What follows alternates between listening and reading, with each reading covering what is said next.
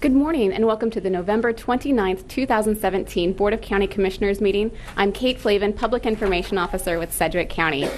Since we have a busy agenda this morning and a full house here, my comments will be brief. I'd like to remind everyone that the new permanent aviation exhibit at Exploration Place, Design, Build, Fly, will open this weekend on Saturday, December 2nd.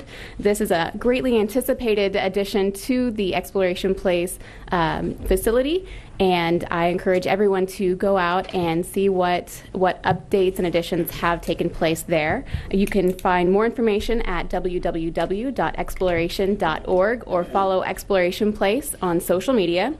This week marks the beginning of several Sedgwick County office relocations, beginning with the appraiser's office. So today, the Sedgwick County appraiser's office on East Harry will close at 5 p.m. They'll open again tomorrow morning at their new location at 8 a.m. at the Ronald Reagan building on the 5th floor. Next week, the Division on Aging will be closed until December 12th when it opens at its new location at the Ronald Reagan building. And follow Sedgwick County for more information and for more relocations on social media, and stay tuned on our website as well. With that, Chairman, I will hand the meeting over to you. All right, Kate, thank you for that information and for the introduction. I want to welcome everyone who's at the County Commission meeting today and appreciate your presence here and your interest in county business. And with that, Madam Clerk, I'd like to call to order the regular meeting of the Board of County Commissioners November 29, 2017. First item, please. Invocation to be led by Pastor Dion Gates, Mending Place at South City. Please remain standing for the flag salute.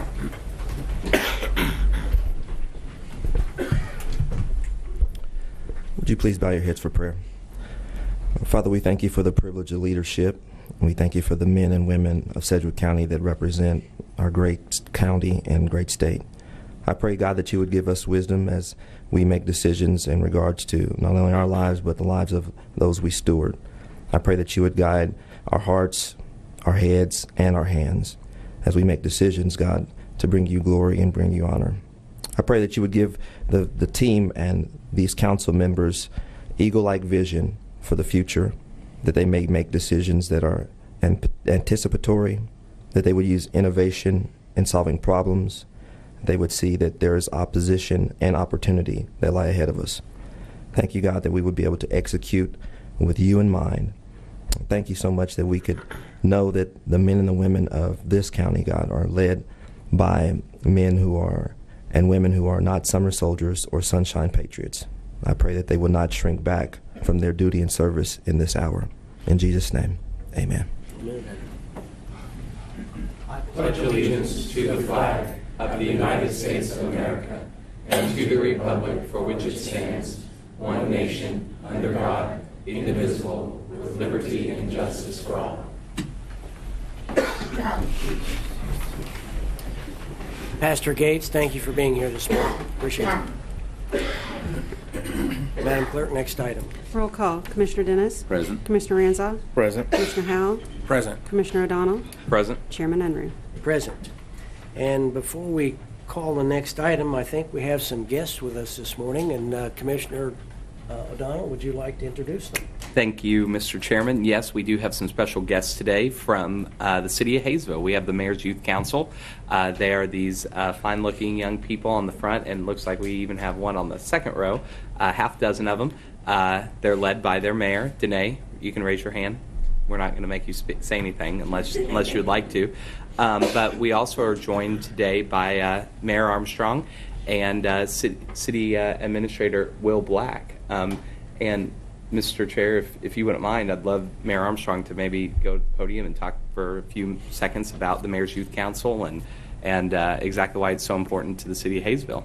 Sorry, I'm putting the mayor on the spot. Is that all right? But it's always good to have fellow elected officials here, and you've been a great leader and a strong leader for the city of Hayesville for a long time now. So we're privileged to have you here. Thank you. We appreciate the opportunity to bring the students up. This is our third year for the Mayor's Youth Council. They get involved in a lot of different projects in the city itself.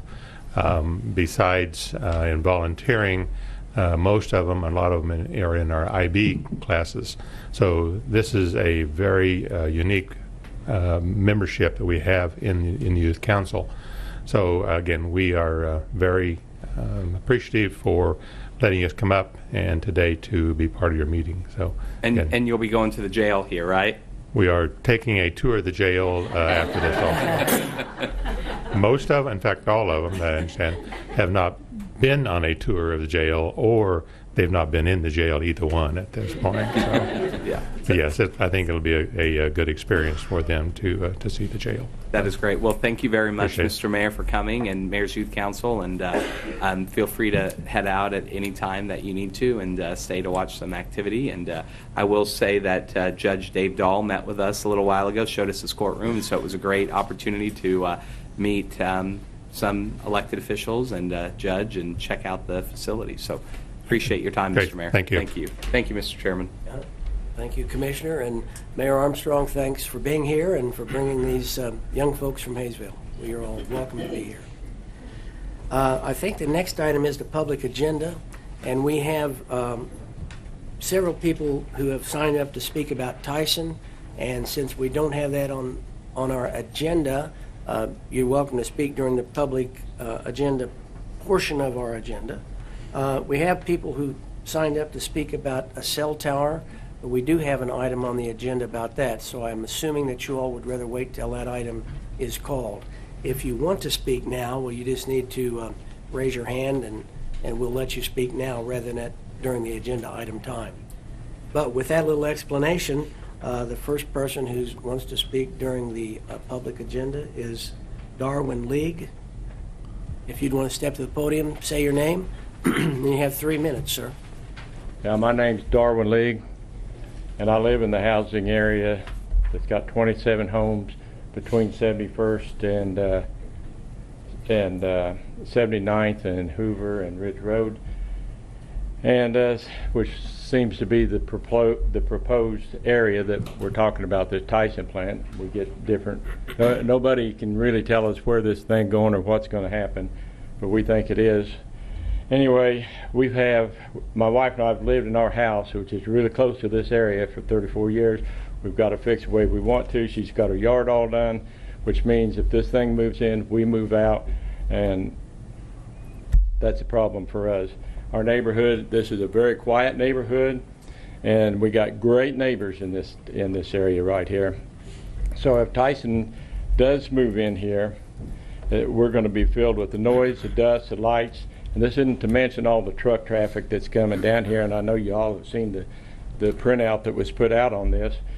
I mean, right now we have grain trucks, we got county trucks, we got trash trucks, we got Vulcan trucks, we got all kinds of freight trucks using this road all the time. Now, we have been told that there would probably be 300 trucks from Tyson that would be using this road. And this is, believe me, it's going to tear our roads up really bad in this area. So, not only that, there again, we're going to have to contend with the odor and the contamination in this area. Now,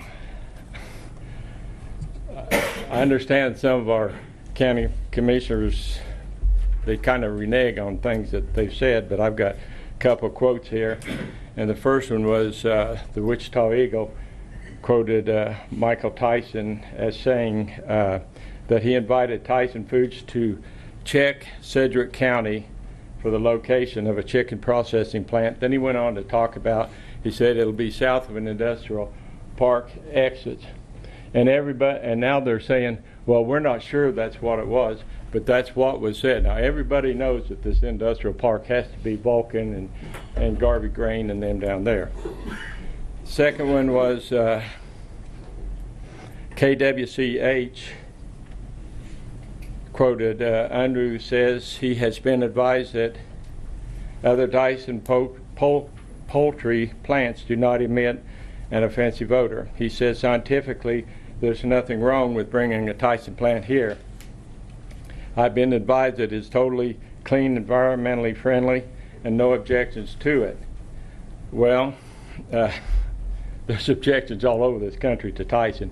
I had to be in Coffeyville this past Monday, and the gentleman was in the waiting room at the hospital where I was waiting on somebody, and he brought the subject up, and he said he had just came from Missouri and was telling about the plants, some of them down there, and how terrible those plants are.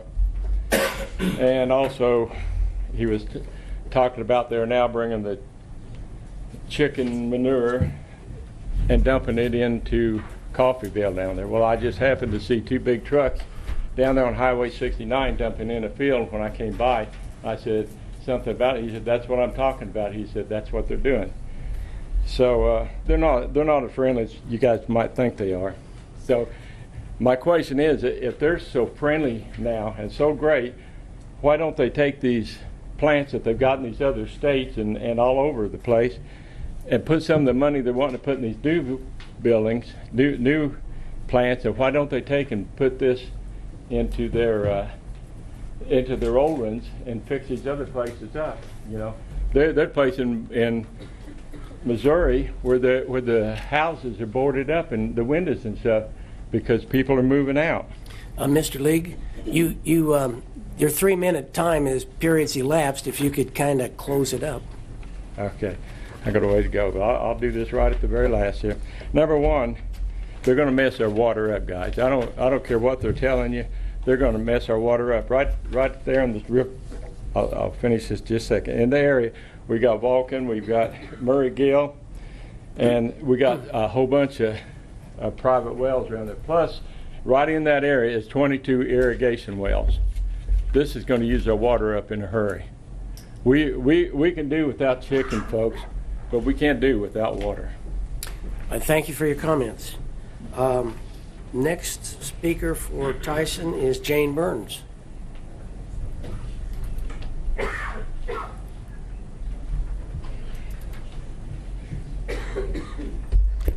Thank you so much. I am here just to speak briefly as a dietitian, as a registered licensed dietitian. I'm not your dietitian, but I am concerned about nutrition and the health now and in the future of my grandchildren and your grandchildren. While in the short term, the Tyson plant might bring jobs, it will have a severe impact on our water. Not only now, as the gentleman just pointed out, but in the future. We only have a finite amount of water in Kansas, and it needs to stay clean and pure and plentiful for the future as well. So I'm going to defer some of my minutes to someone else, but I did want to express concern again about the water in Sedgwick County and in Kansas, to give it to more, buffalo wings. Thank you so much. Thank you, Jane. Next person is Amy Berman.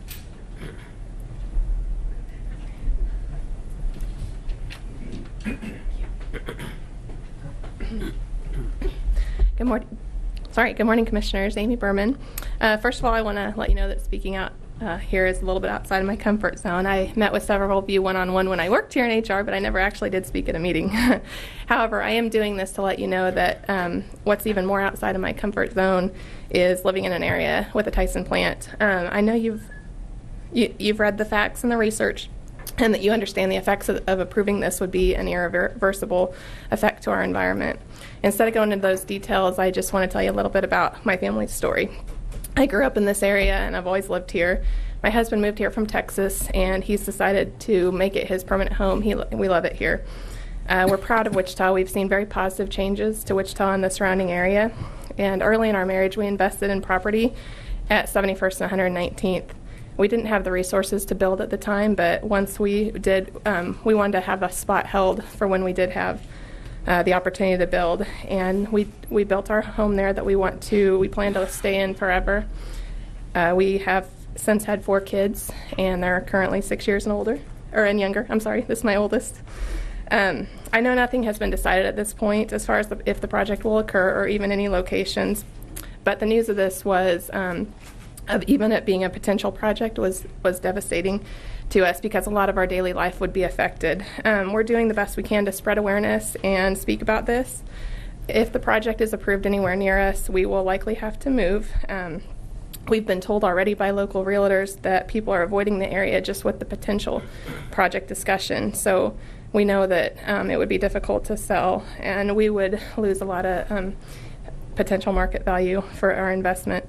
But it would be the right thing to be away from there for us and our children if that came down to that, because we do not want to risk any contamination in our well water. We don't have access to city water. We don't have an option for it where we live right now. Our kids play outside an inordinate amount of time, so we don't want to expose them to the conditions that would be so close. I've heard that it may be months or years before this is up for a vote, but I'm respectfully asking that you consider making the decision as soon as you can against this. People in the area that are looking to sell or make improvements to their home are kind of in a limbo because we don't want to make an investment. We've been talking about finishing our basement, for example, and we can't do that. We don't want to make the investment if we don't think we'll be able to sell it eventually. So just please consider what vote you would make if you lived near where it's being discussed. I do trust in our system. I know you're our voice, and I appreciate your time in listening today. Amy, appreciate your comments. Thank you. Next person is Doug Young. I can come back next week. All right, thank you.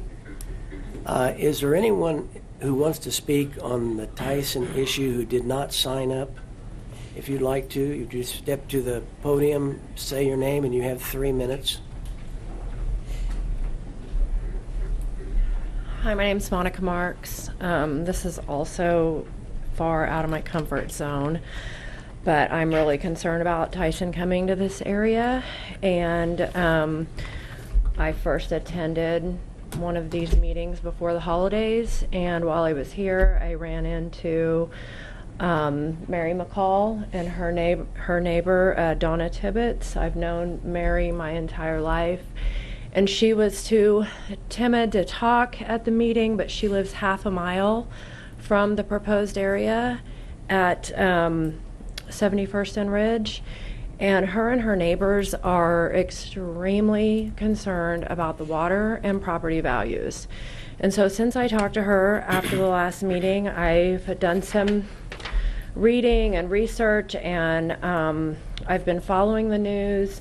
And I'm sure you noticed that Clearwater couldn't even fit all the people into their city council meeting. Like, Clearwater is not having it. People do not want this. You've heard at all the meetings now, week after week, that people that live in this area don't want it.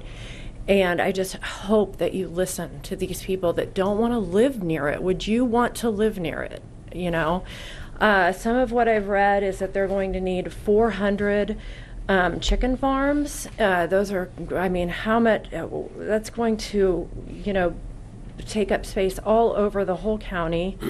People are really concerned about the roads and the traffic. Mary McCall has had a kidney transplant, so she's had to be on dialysis and could possibly have to be on dialysis in the future. They're all on well water. They do not have access to city water, and I mean, she would probably have to move because of her health issues. I've also read that property values near animal operations have a negative impact within a 3-mile range, a negative impact of 18%, and within a 1-mile range, a negative impact of 23%. So could they even sell their houses for what they're worth? Again, just reading emails from people that live in the neighborhood there, concerned about the contamination, all on well water, house appraisal, roads, extra traffic, extra taxes for upkeep on roads, the water runoff in our ditches and gardens. Here is an article that I printed off showing that 1 truckload of chickens weighs around 80,000 pounds. An empty truck leaving the facility around 45,000 pounds.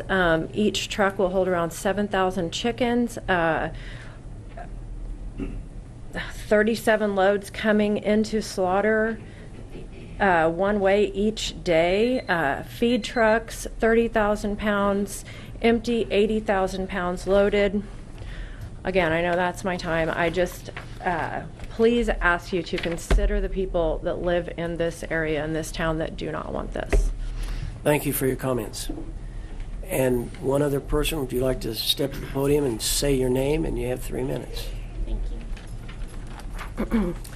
My name is Denise Lewis, and I am from the Clearwater area as well. I live at 71st and 151st, so about 3 miles from the proposed rumored site. I'd like to thank you all for the opportunity to be heard this morning. We can talk about the EPA and pollution and Tyson being the biggest ag polluter in the nation all we want, but what we hear a lot in reply is, but jobs. So fine, let's talk about the jobs. I'm a third-generation small business owner. I am a conservative. I am typically in favor of business and jobs, so why am I taking my time away from my office this morning to come talk to you against this? Well, let's talk about that. I've done some research, and in short, these are not the jobs that Sedgwick County needs. There was an article in the interview where they interviewed some people from Tyson. Now, you can read all kinds of interesting things on the internet that are substantiated, some not, about working conditions in a Tyson plant. One of the things that came up was that people are having to wear adult diapers because they can't go to the bathroom.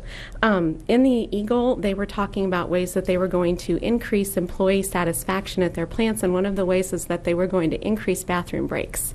Now, you don't need much common sense to connect those dots. So if that rumor has any credence to it, what other rumors out there about the working conditions may be true that we can't really substantiate? But jobs, Denise, but jobs. Well, $13 to $15 an hour, and that sounds really good, but the government can't enforce that. That's pie in the sky. That's what they say they're going to do, but you don't have any way to enforce that. You can't enforce anything except minimum wage. And with an 80% turnover rate in the first year, when all these people are gone, you don't have any way, they have no obligation to hire new people in at that $13 to $15 an hour wage that they had discussed. You have no way to enforce it, and they have no reason to do it. And if they don't do it, even if they've done it at the beginning to save face, if they don't do it when they rehire, oh, well, operating costs were too much and we had to cut wages. Okay, well, price of doing business, and everybody moves on. But jobs, Denise. Back to pay. Did you know that Tyson has several claims against them in court in wage and hour? Did you know that there was a class action lawsuit and they had to pay millions out to their employees for overtime pay that they did not receive properly? That was an actual ruling against them, that they had to pay that out. Wage and hour found that they did not pay their employees proper overtime.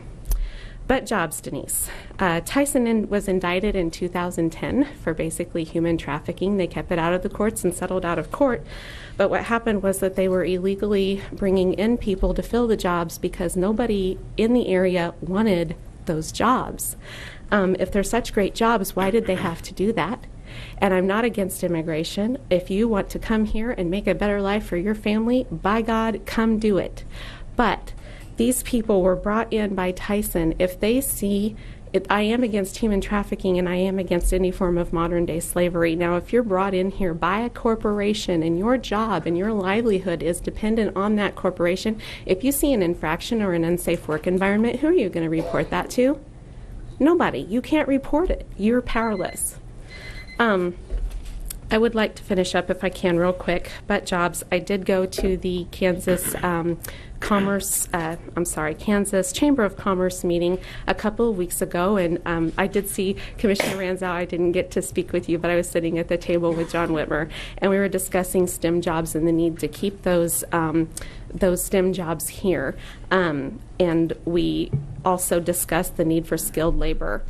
Someone had a really brilliant idea, and that was, why not take the money that you're going to wind up giving Tyson to bring them here and invest that in people who need skilled labor and need to learn those skills? Why don't you take that money and invest it in the people to help them learn those skills? People who go on with skilled labor and are very good at it generally open their own businesses. This also increases entrepreneurship, which was another need that was discussed at the chamber meeting. This is going to increase competition and, ask everybody to be better and keep their prices fair. We are going to have a real lack in skilled labor in the next 10 to 15 years. We do have a proud legacy here in Wichita of entrepreneurs, and I'm sure that you all know that. The Cokes, Cessna, Learjet, the Carneys started Pizza Hut, Coleman. You all know this.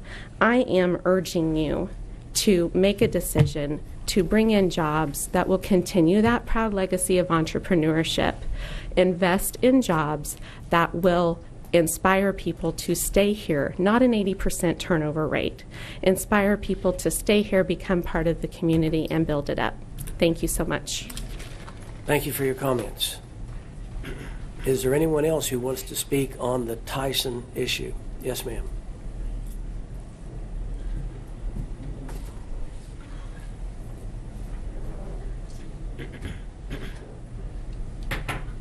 You state your name and you will have 3 minutes to speak.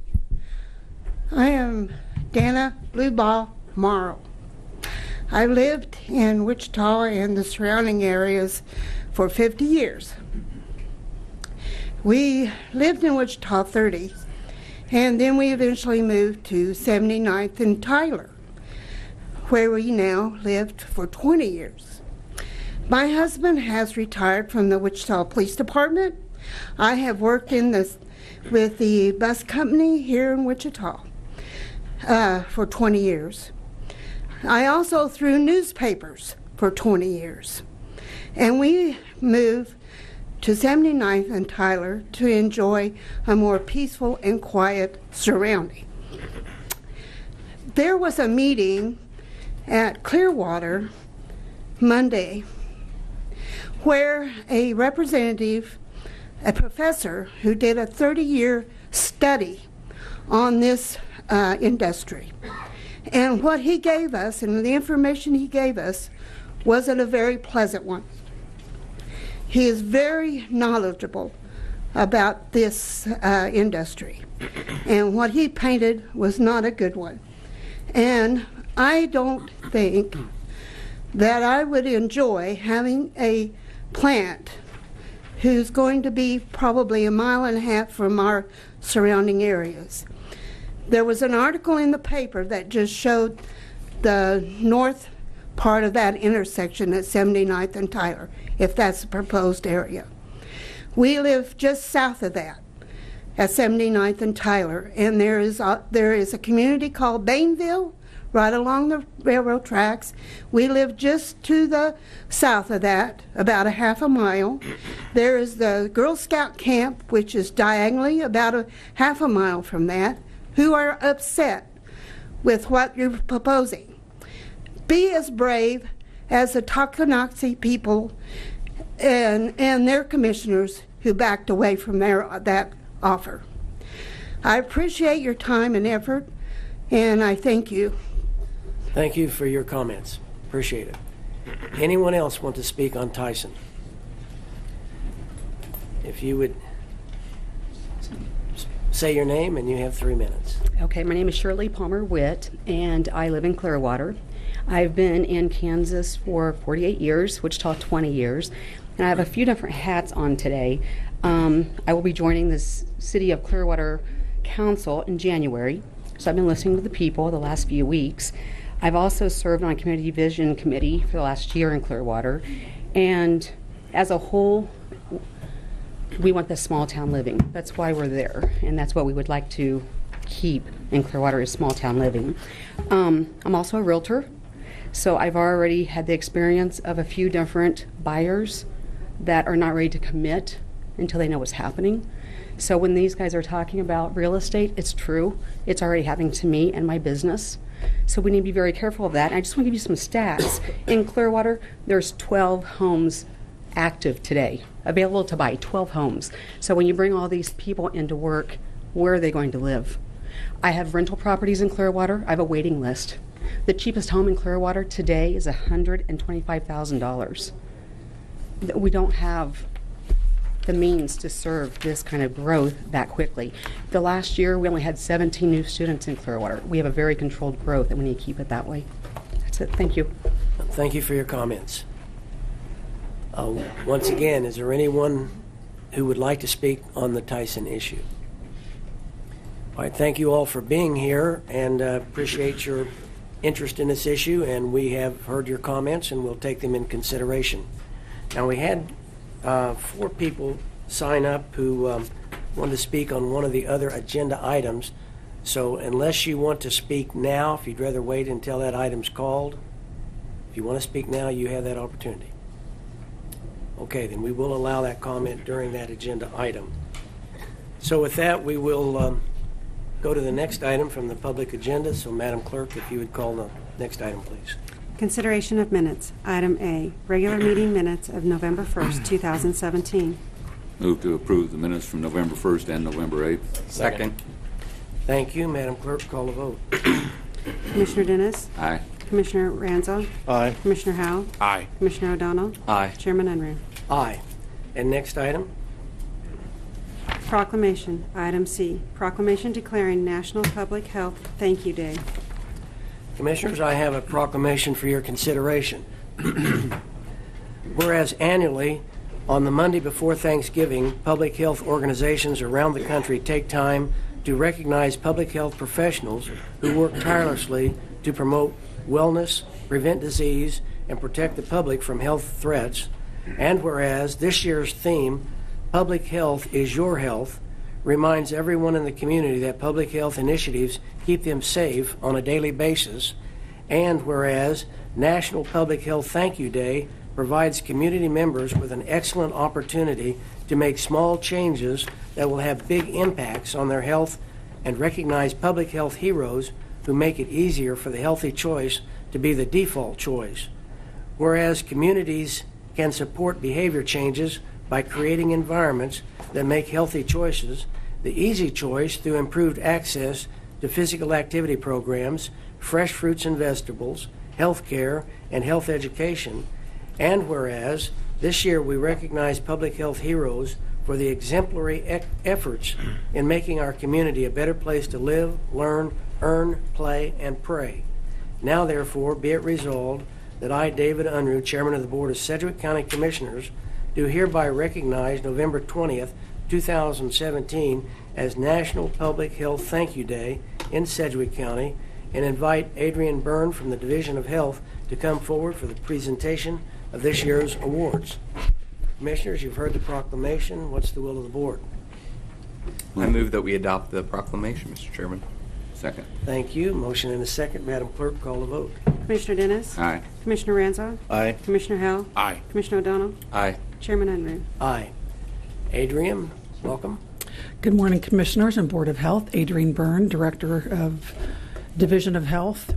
Now, each year, Sedgwick County Division of Health does recognize individuals or organizations in the community that have shown leadership or innovative strategies in promoting or advancing healthy behavior and healthy lifestyles.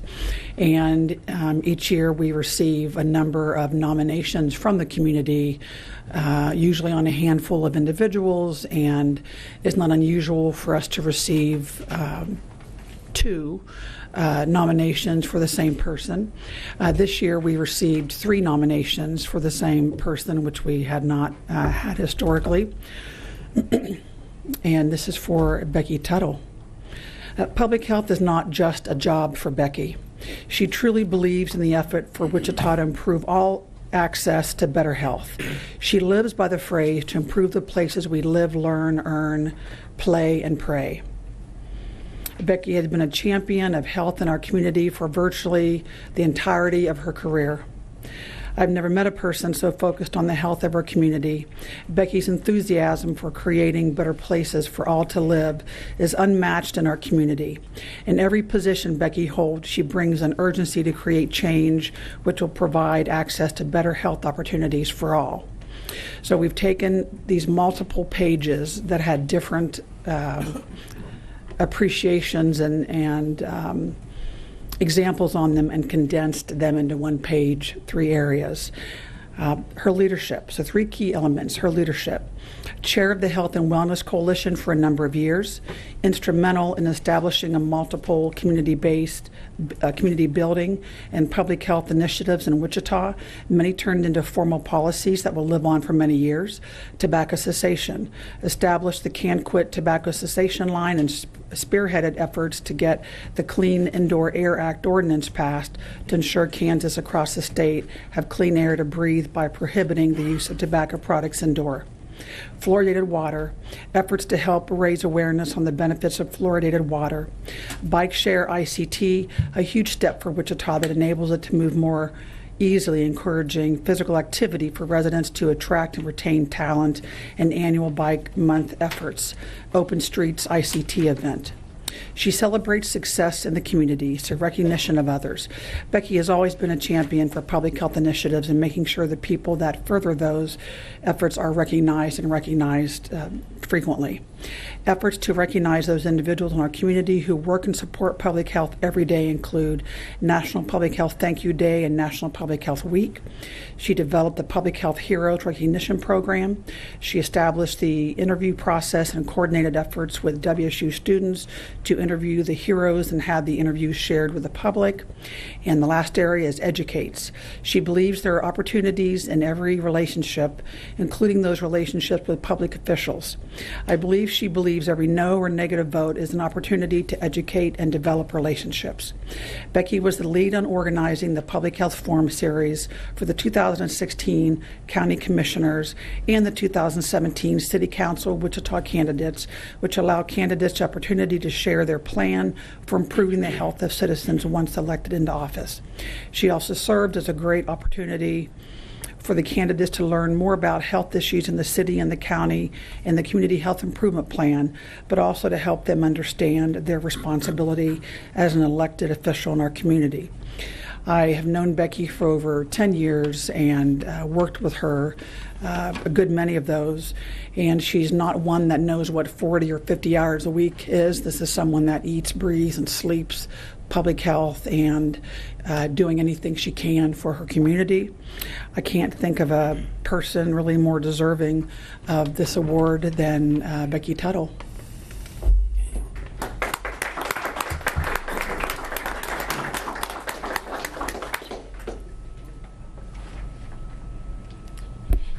Thank you, Board of Health and Adrian, for this amazing honor. I was, of course, humbled and extremely proud, especially because it came from my colleagues who I work with every day. I just want to remind the community what public health is, because sometimes we don't always think, and not everybody knows what it is like we do who do it every day. But think about waking up in the morning with your alarm clock. You wake up and you brush your teeth, hopefully. It's the first thing you do. And on your way to work, you fasten your seatbelt. You go into your work site, and on the way in, or you take your children to school, and on the way in, you see a smoke-free building sign. Your sister maybe calls to tell you that her newborn baby has just been released from the hospital and they're healthy and happy because of prenatal care. During lunch break, hopefully maybe you go for a walk and you have a healthy lunch. While you're at work, you're listening to the radio and you hear the radio announcer describe a whooping cough outbreak, but disease investigators are into it and they know what's going on and they're tracking the situation. At home, you wash your hands before eating another healthy dinner. And finally, before you go to bed, a friend calls you and tells you they've been laid off from work and they have many worries, but knowing our community offers resources for affordable health care provides comfort. These are all public health initiatives, and even if you've never walked in the door of a public health agency or the Sedgwick County Division of Health, we've all been exposed to public health and experienced the benefits from it. I am extremely proud and honored that our community is a better place to live, learn, earn, play, and pray because of public health initiatives. And I really encourage the community to take responsibility for your own health, do what you can to be a healthy person. And also I encourage the Board of Health to consider initiatives that will ensure a strong public health infrastructure for Sedgwick County so that we can continue to be the best county in the state of Kansas. Thank you again for this amazing honor, and happy belated National Public Health Thank You Day. Well, Becky, thank you. And don't leave the podium yet. I just want to say on behalf of not just the County Commission, but the Board of County Health, that we're really pleased to honor you with this recognition today. We're aware of your tireless effort in trying to make our community a more healthy place. And I think it's your efforts validated by the respect that your peers have given you today. And so thanks for all your hard work, and we appreciate it, and we're glad to recognize you today. But thank you very much. We have a comment here from Commissioner Dennis. Thank you, Mr. Chairman. I want to congratulate Becky on behalf of the Board of Health for this recognition. I get to work with her every month on the Health and Wellness Coalition. I attend their meetings. She's responsible for getting bike share pushed through and all the bicycles that you see downtown. You might, before you go away from the microphone, give us the latest stats on how many riders that you have and how many times it's been used. But some other things that you may not be aware of, she's been working on a program where that the people that can't afford to go to the farmer's market and buy healthy foods at the farmer's market actually can get coupons to be able to do that. And so she does a lot of things behind the scenes. I see her working every day. A lot of the other people don't have an opportunity to see that. And I want to congratulate her and tell her thank you for everything that she does. Thank you very much. And we're very close to 8,000 rides on Bike Share ICT. So 8,000. Okay. 8,000. Good. Thank you. Well, that's great success. And once again, congratulations and thank you for your service. Thank you. Have a great day. Madam Clerk, next item. Appointments. Accept item D. Accept the resignation of Judy Wiley from the Sedgwick County Intellectual and Developmental Disability Advisory Board. Mr. Chairman, Eric Yost, County Councilor. Item D is the resignation of Judy Wiley from the Intellectual and Developmental Disability Advisory Board. Her term would have expired in February of 2020, but her scheduling in her career has made it difficult for her to attend these meetings. So she has resigned, and we do not have anyone to replace her yet, but I would urge adoption of this resolution. Thank you. I would move that we accept the resignation. Second. Thank you. Madam Clerk, call the vote. Commissioner Dennis? Aye. Commissioner Anza? Aye. Commissioner Howell? Aye. Commissioner O'Donnell? Aye. Chairman Unruh. Aye. And just as a personal comment, I want to thank Judy for her service. She's a friend, and I know she did a great job, and would probably just publicly announce if anyone's interested in this particular service to the community, well, they should contact me, and we'll see about getting them an appointment. Next item, please. New business. Item E. County Extension Quarterly Report. Mr. Chairman, we have to defer this item based off of a personal death in the family that came up with Angela, so if we could defer that till January. All right, very good. Do we need to make action to do that, or we just defer it? I don't think we do. Okay, very good. Pass over. All right, then that will be deferred till January. And next item. Item F. A county conditional use for a 150-foot telecommunication tower 1,200 feet north of the East 63rd Street of the east side of South 127th Street. Dale Miller, planning staff. This is a request for a 140-foot tall support structure with a 10-foot lightning arrestor for a total of 150 feet and a reduction of setbacks on the north here and on the to 145 feet and on the west to 205 feet. Code required setbacks would be 395 feet under the current ruling. The applicant will screen the base of the wireless facility that is proposed to be inside the square that's outlined in the black tape with a solid fence. They say that typically there are 4 maintenance visits to the site, so it has very little traffic generation. And as you can see here by the zoning map, the light green color, all the property within 4,000 feet of it is zoned RR, rural residential. Here's an aerial of the site. You can see that the larger application area is used for farming. Land to the north and to the west is developed with large lot single-family residential uses.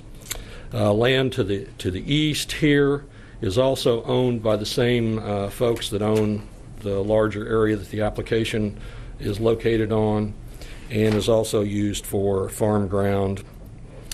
I will mention, although it's not on the slide, 5,436 feet here to the southeast is Cook Airfield, and I mention them because at the Planning Commission meeting, one of the owners spoke with concerns, and so those will come up here in another slide. But since it doesn't show up on the slide, I wanted to make you aware that it is down there about a mile away.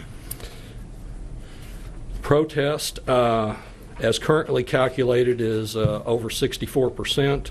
Although we learned this morning that the applicants may have a comment or two about the validity of those, and Justin's going to speak to that more directly, but currently we believe the protest to be 64%.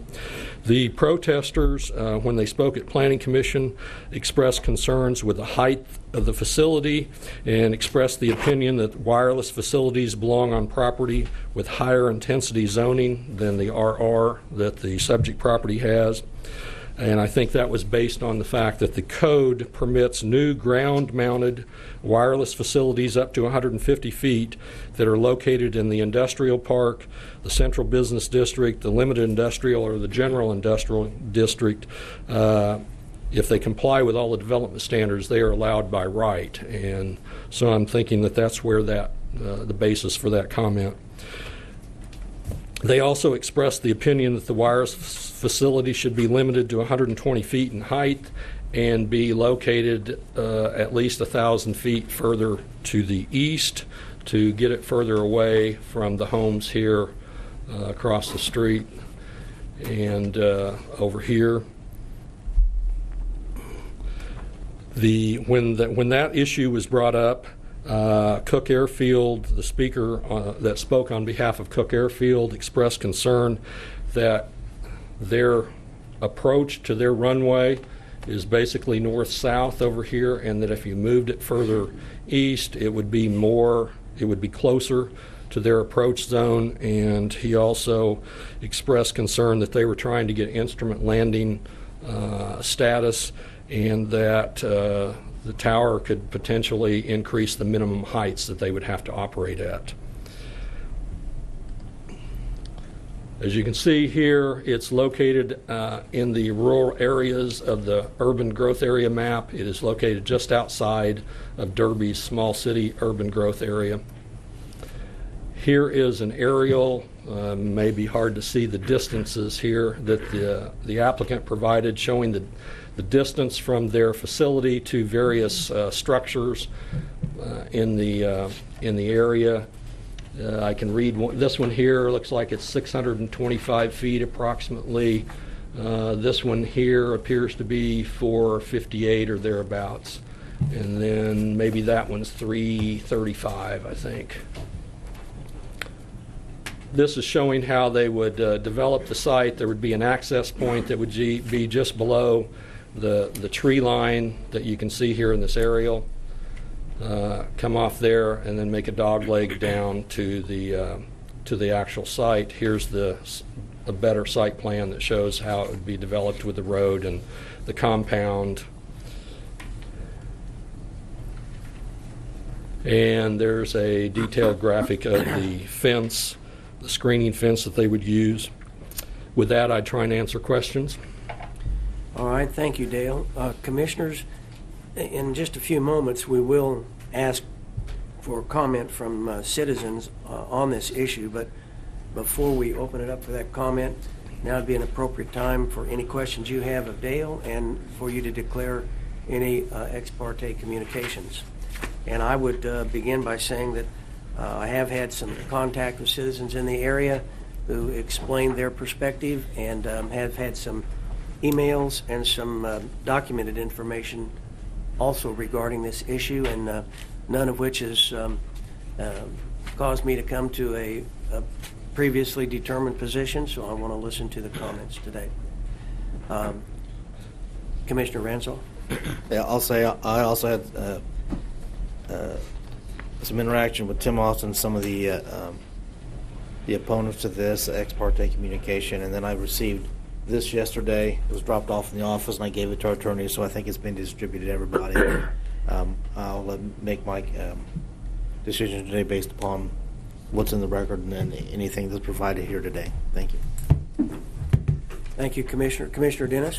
Thank you, Mr. Chairman. I'd like to declare I've also had ex parte contact with some of the citizens in the area. I received the same handout that Commissioner Ranzow has received. I will make my decision at the appropriate time. I do have a question for Mr. Miller. This is one of the reasons we're looking at this is because you're asking to waive the setback on this. The height and the setbacks, yes, trigger the need for the conditional use. And the MAPC has already said that they agreed with these requirements, that we can waive that. Yes, they voted 4-1 to approve the project as proposed. They voted what? 4-1. I'm sorry. Oh, they grabbed the wrong 11-1. Yes. Yeah, that sounds more reasonable. Yeah. 14 people on there. If we want to not approve the setback on this, because that's one of the big contentions right now, it's going to have to go back to the MAPC, correct? We can't just vote to have this setback where it should be. Well, I may defer to Justin, but the county commission has the ability to override with a supermajority, a 2/3 vote, the recommendation of the planning commission and modify that. But that would force it to be at a different location that the planning commission did not consider, nor did the neighbors at the time. Okay, a couple more questions. In the past, when I was on the MAPC, the Verizon, they're wanting to put this cell tower here because they've got a hole someplace in their coverage, and as a result, they're trying to locate one to cover that hole. But in the past, we would get propagation charts to see if what this looked like and whether or not it could be moved a little bit. We got information on whether or not it could be located on another cell tower someplace else. We had all kinds of information we could make decisions on. Unfortunately, the state legislature decided to take a lot of those options away from local decision makers. I guess my question is, if we sent this back and had the MAPC take a look at it, do we have any way of basing a decision on whether or not that if it was relocated that it could meet the propagation charts that the Verizon needs in order to fulfill their mission? As you indicated, the state legislature removed local government's ability to require that kind of information. Obviously, they could provide that voluntarily, but we're no longer able to ask for that. Okay, a couple more. If this was located further back and there was some screening out towards the road, would that not make this much more difficult to see from the surrounding homeowners? Well, I did not show the slides, but let me show the slides of the area. There's the hedgerow along the west side of 127th Street looking north, and there's the hedgerow along the south side of the homes that are to the north of the application area. And then this is looking east, and you can see the rest of that hedgerow that would be along the south side of the homes on the north. And then that's the hedgerow looking south on 127th. So there is a hedgerow there, I suppose, and that's looking straight west at where we assumed the driveway would be. Anything that's 150 feet tall, I think, is going to be hard to screen other than just the base. But the further an object is away from you with screening in front of you, the less obvious it is. Yeah. Okay. That's all I have right now. I may have some more questions, especially with Justin and so forth later on. Thank you. Thank you, Commissioner. I think Commissioner Howell was next. Well, thank you, Mr. Chairman. I just wanted to disclose ex parte communication. We did have a meeting at the request of some of the opponents to this. I think it was Tim Austin, Larry Van Dyke, Stan, Daryl, and Danielle. I think it's Danielle. I don't have their last names, but I also had communications with Greg Thomas and Steve Loge from Cook Airfield. They've contacted me as well. I think I've also received a couple of emails, but again, as previous stated, I'm going to base any decision today based on whatever's presented here at this meeting today. I have no preconceived ideas exactly what needs to happen here, but I do want to disclose that. With regards to the screening, I'm curious, how tall are those trees at those hedgerows? Does anybody know? Is anybody any geometry type analysis to say how far away that tower has to be before it's basically blocked from view by the hedgerow? Staff has not. I would like to, if we have time at some point, it might be interesting to see how far away that tower's got to be before you wouldn't be able to see it from those homes, since there are hedgerows between those homes and I guess potential locations for that tower. It might be interesting to see a geometry analysis of that. But I don't know if we'd be limited by. We don't have the ability to go onto private property. We do the best we can, but. I think it'd be basic math. We know the tower's 150 feet tall, and if we know how tall those trees are, we can figure that out from the road. Okay. You know how tall the screening is? It's on page 9. I can't read the chart because it's too small, but how tall is that screening that's around 6 the feet. base? The screening fence, the height of the 6 feet, 8 feet. 8 feet. Okay. All right. I would agree with comments of Commissioner Dennis. I would like to know about the propagation, but I understand we can't get that by request, but it would be interesting to see, if there's some limitation as to where this tower can go based on technology. That would be very interesting to see that as well. So I would, anybody who has that information, if they would be able to provide that sometime, it'd be very relevant to making a decision on this. But that's all my comments today, Mr. Chairman. Thank you. Thank you, Commissioner. Commissioner O'Donnell. Thank you, Mr. Chairman. Just in full disclosure, I was also in a meeting with Tim Austin and residents that were opposing it. I found it unfortunate that nobody that supported this, whether it was from the cell company or anybody that thought that this was a good idea, ever approached me. I don't know if anybody else on the commission was approached to by the applicant, but I did, and hopefully you're answering some of these questions, but it's very hard to make a decision when nobody that applies for it wants to come and ask the decision makers about it. But anyway, Dale came to my office, and so I appreciate that, and Justin Wagner from legal, but unfortunately nobody from the cell tower company thought it was important enough to reach out to the commissioners. Thank you, Mr. Chair. Thank you, Commissioner. Commissioner Rangel. Yeah, I think I have some more questions about the setback, just to clarify. Right now, explain to me the issue about the setback, I guess. Well, when previously to the state legislation, we had a 1-to-1 setback. That for every foot in the height of the tower, then it needed to be set back an equal foot. That was throughout the county? Yes. Including inside cities? Yes. So do we have a lot of cell towers that have a 1-to-1 setback inside the cities? Like Wichita? Yes, the city council has not changed their rules. The county commission did change their rules to be consistent with the legislature. And basically what that said was that cell towers or wireless facilities were supposed to be treated the same as other structures.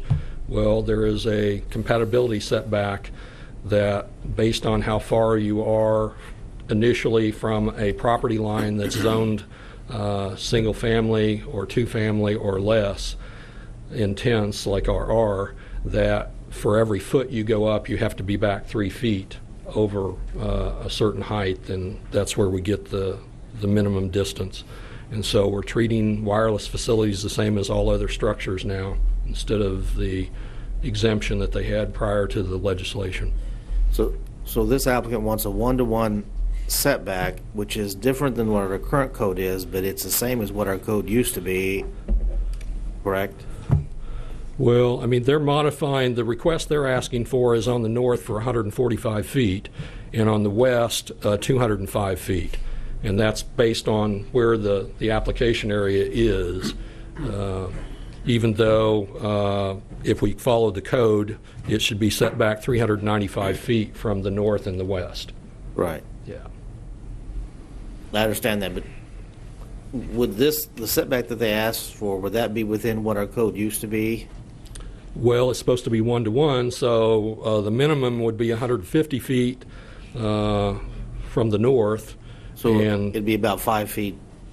Short, and then the 205 from the west would be suitable, more than adequate. Yeah. Okay. Thank you. Thank you, Commissioner. And so I understand, and those setbacks would have met the previous regulation. The north would have been short by 5 feet, but okay, right. But now the regulation's 3-to-1. Yes, once you're over, I think it's 35 feet, and you're 50 feet setback. It's kind of a complicated formula, but yeah.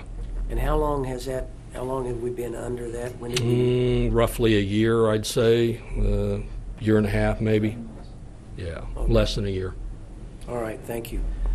Commissioners, or anybody else wants to ask a question of Dale before we ask for public input?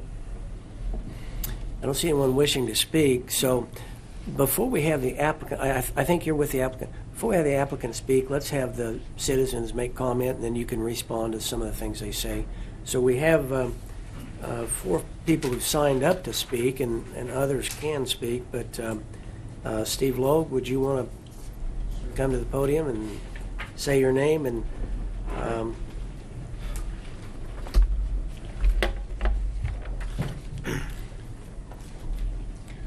My name's Steve Logue, and I live at 6841 South 143rd Street East on Derby Cook Airfield. I'd like to take this time to thank Sedgwick County Commissioners and all the public service departments for the help in the transformation of Cook Airfield to start off with. Greg Thomas and I, owners of Crosswinds Aviation, bought a rundown airport, Cook Airfield, going on 15 years ago. It was a private airfield. It is now a private airfield for public use, recognized by the FAA, Kansas Department of Aviation, local government, and the flying community worldwide as Kilo 50, which is an identifier for the airport, a safer airport for public use. 15 years ago, Cook Airfield had around 25 planes based on the field. Runways, taxiways were in disrepair, no lights or nav aids there. Now, new runways, taxiways, lights, and new nav aids, 65 plus airplanes based on the field, 5 new homes, 2 new homes under construction, 19 lots available for hangars and hangar homes. Businesses on the field, never had businesses before. Businesses on the field, we got a business teaching people how to fly airplanes. We got an aviation repair shop right now. We got an airplane delivery service anywhere in the world, and I mean they fly airplanes everywhere in the world, delivering them for different manufacturers and different companies and everything. It goes on right now as we speak. The new businesses, we're looking at new businesses coming into the play here. Aviation schoolhouse, hangar at the corner of 71st and Hangar Road on the southwest corner. If you look at that right there, and we're talking about a new businesses. We got some colleges looking in. I'm not at liberty to say which colleges at this time that are wanting to build a schoolhouse on that corner right there, and on that prints I gave you right there, it shows you where that schoolhouse will be right there. That is a really good thing for our community. Okay. And we will need, I'm just giving you all a heads up on that, we're going to need your help to make this happen for Sedgwick County.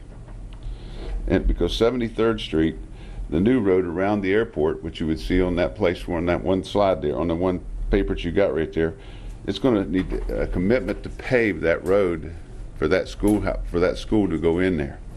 And sometime in the near future, there's going to have to be another commitment to pave the road from Greenwich Road all the way to the airport from Derby. This right here, this is going to give you the opportunity to have this kind of a schoolhouse in Sedgwick County. Or you can pass it on to Augusta or whoever else is applying for it, not in this county. So I'm trying to help you. I'm trying to build an infrastructure here to make that happen. So I'm just letting you know that's in the potential looking at right there. You also see a potential for the Kansas Department of Aviation. That is their business plan on that other airport, or the airport adjacent to the existing runway. And that is something that they've developed in the course of our lifetime. Whether it will happen in our lifetime, I don't know. But that's the picture, the colored picture that you got in front of you. Now to bring it to the fact of where the cell tower comes in. That's all brought us up to here. For all the future expansions of Cook Airfield in the foreseeable future, I mean, I can only go by what I've looked at right here. We looked at the initial plan. We looked at it and said, from an FAA standpoint, from where it was initially planned to set, we see no problems with it being sitting right there, and we signed off on that right there. Then we've heard that it doesn't meet the setbacks and those kind of things right there. So whether you want to change that or not, that's up to you. But you know, and I've looked at the plans. If this tower moved over 395 feet and south 395 feet from that current location, or just moved over and stayed within your new guidelines, I personally can only say from the airport standpoint that we could live with it right there. But on the other hand, if it went any farther east than that, then it starts to come to an encroachment on the flight path of trying to get into that new airport and things like that. So it's going to bottleneck us when it comes time, because when that bigger airport gets ready to go into there, whether it is or not, when it all comes down to it, they're going to look at all the potentials around that airport and say, do we want to invest money in that right there? I don't think we want to bottleneck that airport for that future plan, because that's going to benefit Sedgwick County. Like I said, anything around 395 right there, if you have to move it over to the east and to the south, we could live with that. It would be just outside of our thing. We wouldn't want to go any farther than that right there.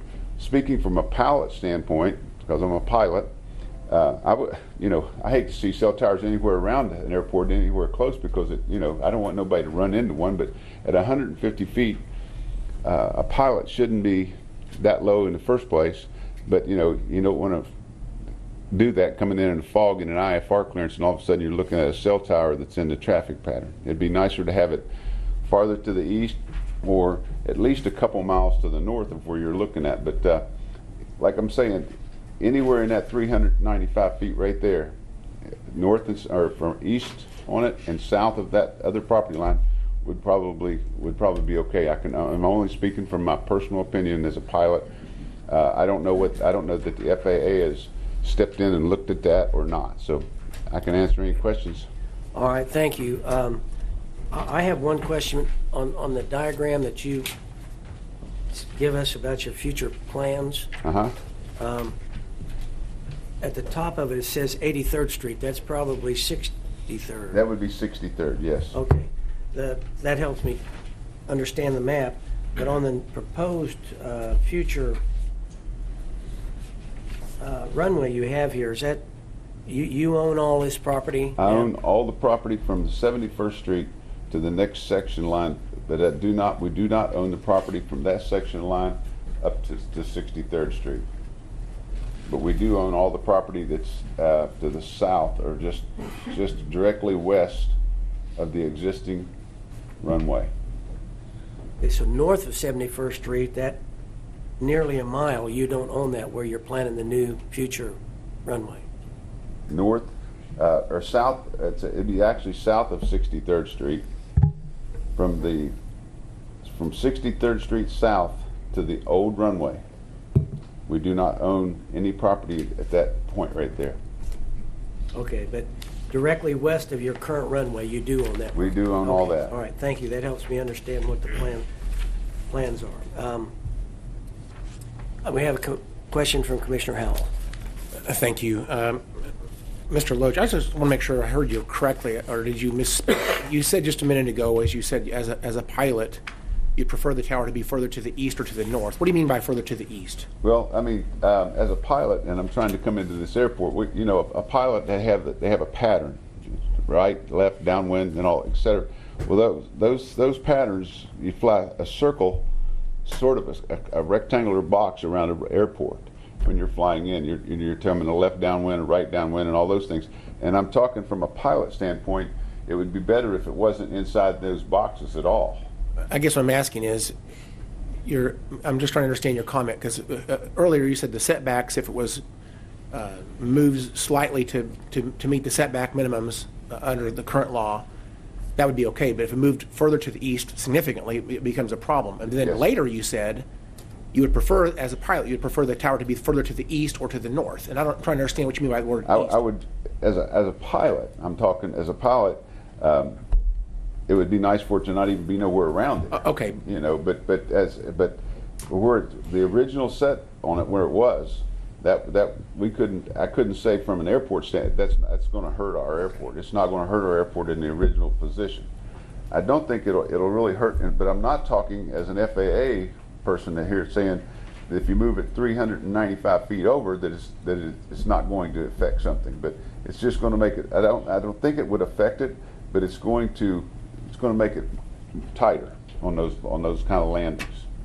All right, and again, so I think if I understand correctly, the drawing that shows the proposed future runway, the south part of that, say from the midpoint between 63rd and 71st, that section of land from, say, a half mile from 71st up to the north, that half mile is something you own, but north of that, from that line up to 63rd Street, you don't currently own that. Is that what you said? From if you look at the plan, from the end of the old runway, right, north to 63rd Street, we do not own. Even on the western tract of land, where the new. Even on the west section of land, we don't own. Does whoever owns that, are they aware of these plans, and are they supportive? And I mean, I'm sure they're aware of it, and we haven't been able to procure that land because they're aware of it. Okay. Because they're looking for bigger money. I just know that for a fact. How long has this plan been in place, approximately? Can you speak to that? The Kansas Department of, let's see, I can tell you, the Kansas Department of Aviation actually produced this plan. They're the ones that gave us this plan. It's amazing what a lot of people can assume for your own property that you own. So it was dated May 2013 is when this plan was finished. Okay. And all right. I had another question, but I think I forgot what it was. So I guess I'll just let me think for just a few minutes. But I appreciate your comments. Thank you for your. If I can add one other thing, it's like anytime we ask the Kansas Department of Aviation for grants to help us with this right here, it comes out of the grants for the Kansas. Either we get it or someone else in the state gets it. So we apply for grants every year on trying to build this airport. Anytime we apply for a grant, it has to, anything we ask for has to be on this master plan that they've given us, that we have to stick to it. The only changes we did is, we built a road around 73rd Street around the end of the runway to go along with the runway, and that's turned out real nice. Thanks to you all again on that. But that was the only thing that we built that wasn't on the plan itself. Okay, thank you. I don't see anyone else. We do have a question from Commissioner Dennis. Real quickly before you step away from the microphone, the plan that you presented us, has that been presented to planning? No, it's not been turned over to planning yet, but we will. Because it's kind of hard for planning to do any other plans if they don't know anything else that's going on around. We didn't realize that we needed to do that, but we will get that filed on there. Okay, thank you. Thank you, Commissioner. Okay, thank you for your comments. Appreciate it, thank you. Curtis Holland? That's me. Okay, well then, is there anyone else speaking in opposition? If you'd want to step to the podium and give us your name.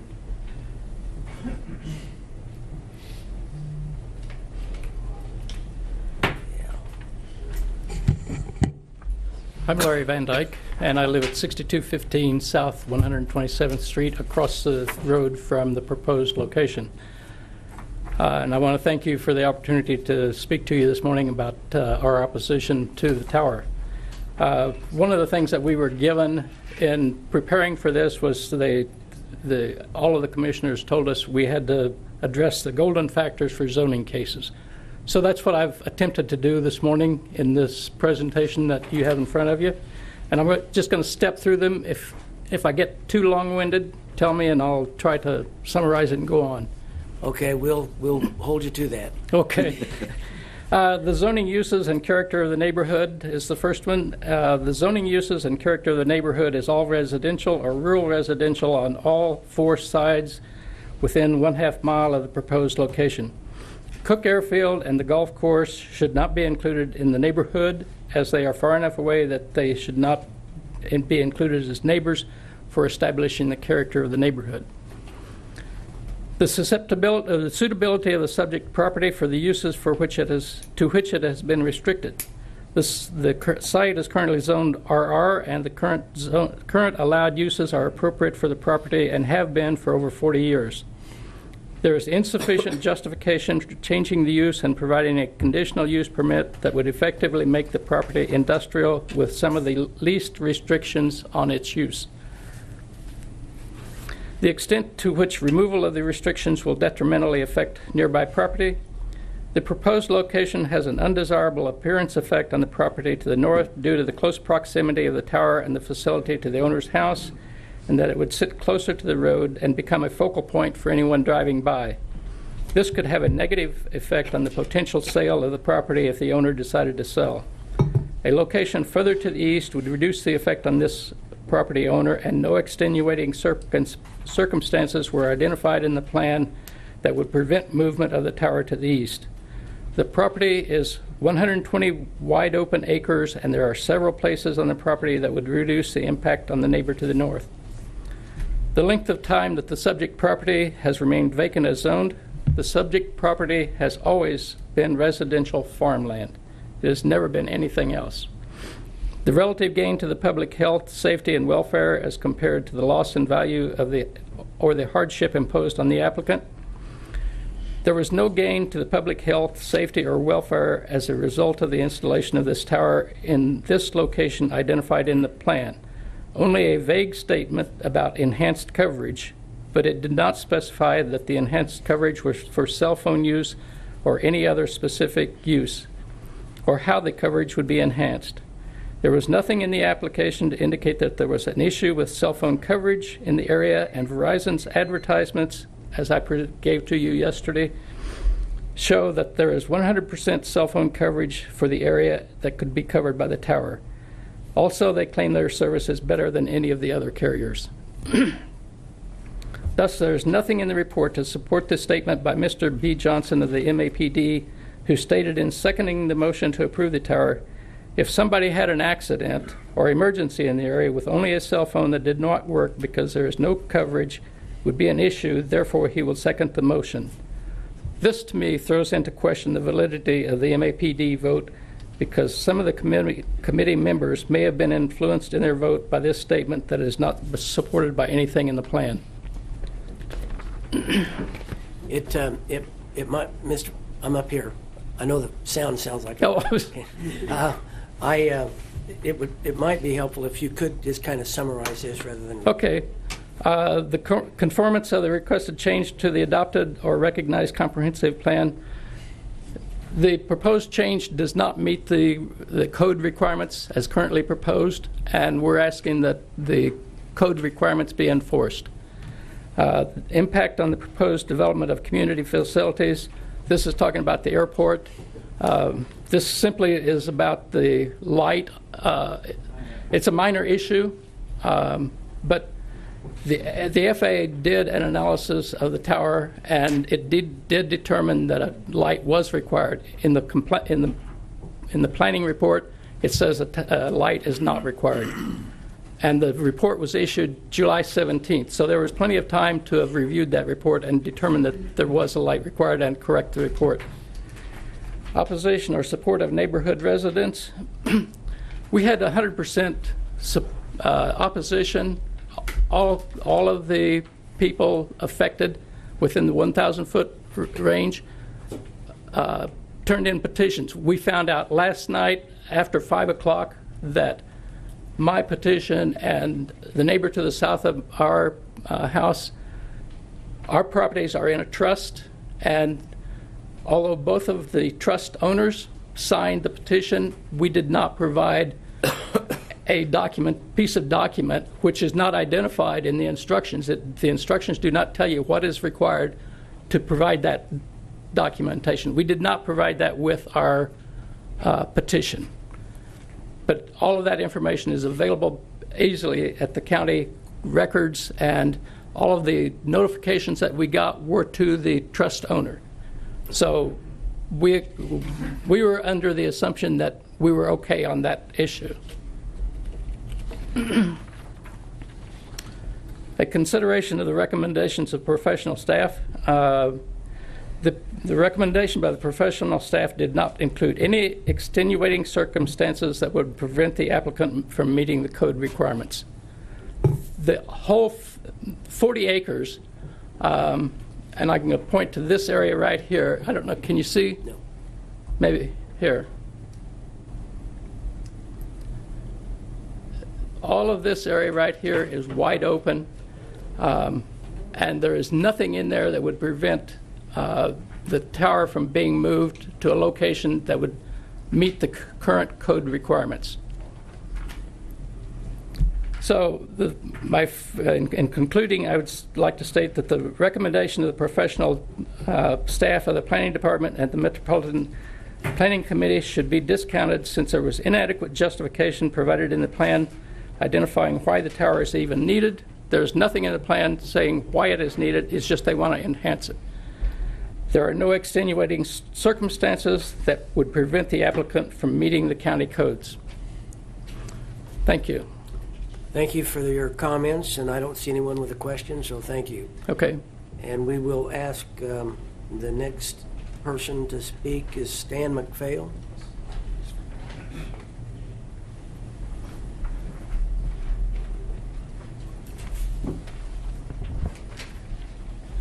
Good morning, Commissioners. I appreciate this opportunity to come and visit with you folks.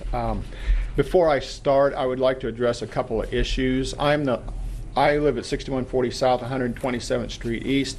I am the property owner directly north of where this location is being proposed. They've given you pictures of a shoulder belt and a tree row, and from the road and at a distance this looks fantastic. But you step on my side of it, these trees are 40 years old and they're full of holes. So basically we can stand in our backyard and see cars going up and down 63rd Street. So as far as considering that a full screen at that particular location, I would not consider it that. The other issue is I think they mentioned that the vote of the Planning Commission was like, what, 11-1 or something like that. My recollection is that it was 8-3, the actual vote by the Planning Commission.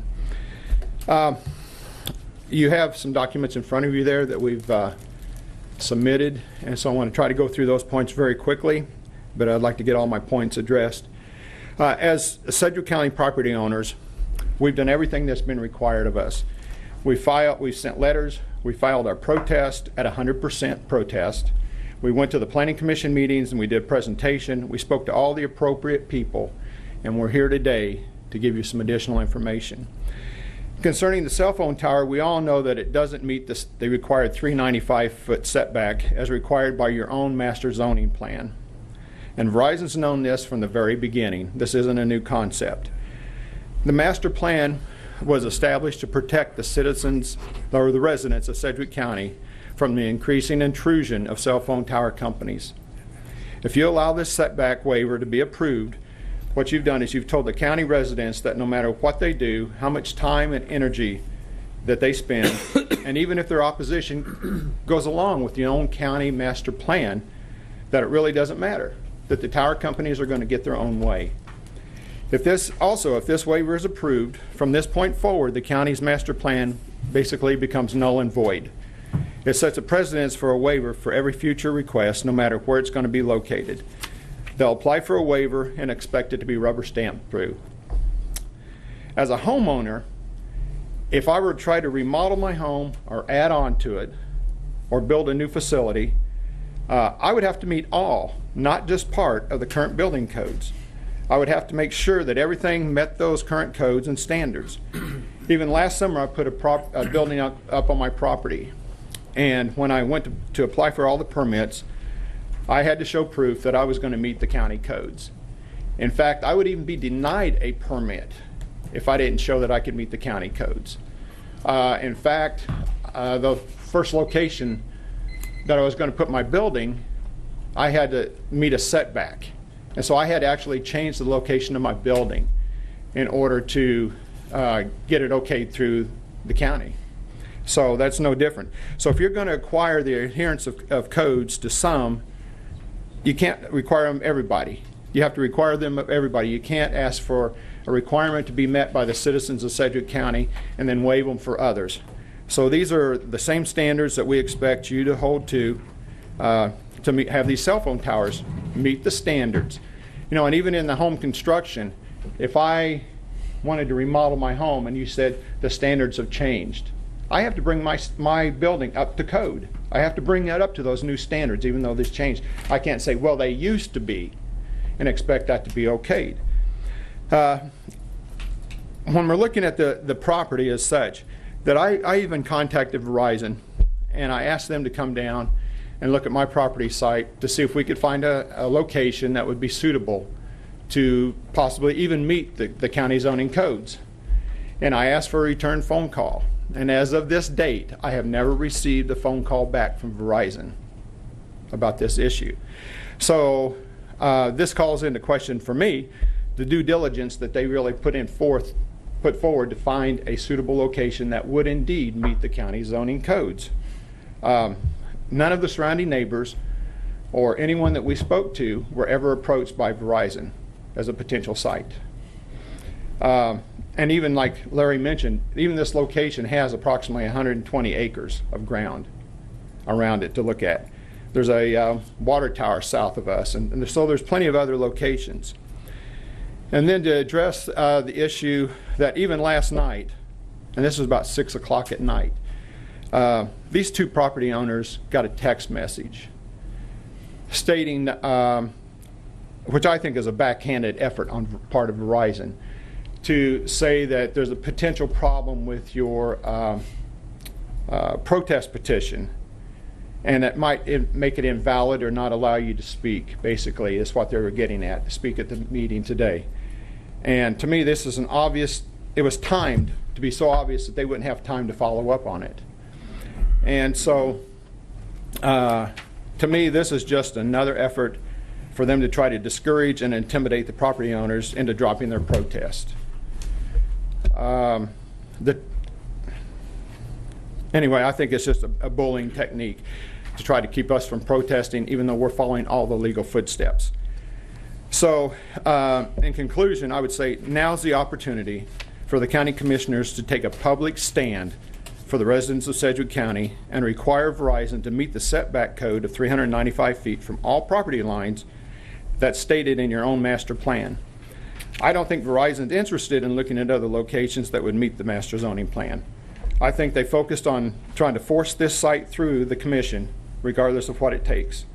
And we're asking the commissioners to deny this application, or at the very least send it back for further consideration with the notation that there's 100% protest. It does not comply with the master zoning code, and we would like you to ask them what are the extraordinary conditions that exist for this waiver to be considered. So that just kind of summarizes our position on this whole issue. So do you have any questions that I might answer for you, or? I don't see anyone asking to speak, so appreciate your comments. Okay, thank you very much for your time. Is there anyone else opposed who wants to speak? Yes, ma'am.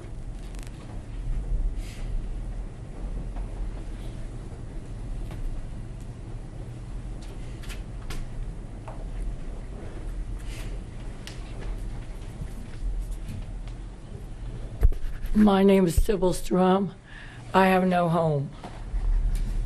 So I'm just going to say Central came in and sieged my house without permission. But on this deal that's going on, I agree with him. It is eyesore.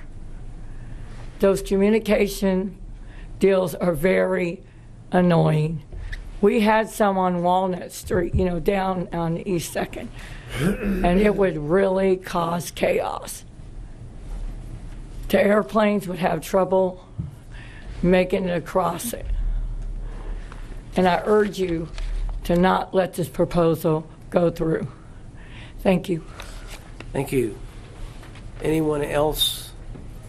Then I think Mr. Holland, if you'd like to step to the podium and. Thank you, Mr. Chairman, members of the commission. With your permission, I do have a PowerPoint. Thank you. I love your help. I usually don't get that. Introduce myself, Curtis Holland. I am legal counsel for Verizon Wireless. My address is 6201 College Boulevard, Suite 500, Overland Park, Kansas, 66211. And thank you for hearing us. And I will try to be as brief as I can. If you would give me some, I don't know if I'm limited to minutes. I'd like to know that because I have a lot to cover trying to answer some of the questions and some of your comments. Well, we've been generous with other people, so we'll be generous with you. But so I will work as fast as I can on this. I do want to try to give you some education on this, and that's probably some of my time here. Verizon didn't just come down here and force their way into this site and try to bully the neighbors as some have represented here today. To the contrary, this what we have done and what is always done in these kinds of applications is an extreme amount of due diligence. You can't just go into these kinds of sites without having done a whole lot of regulatory preview.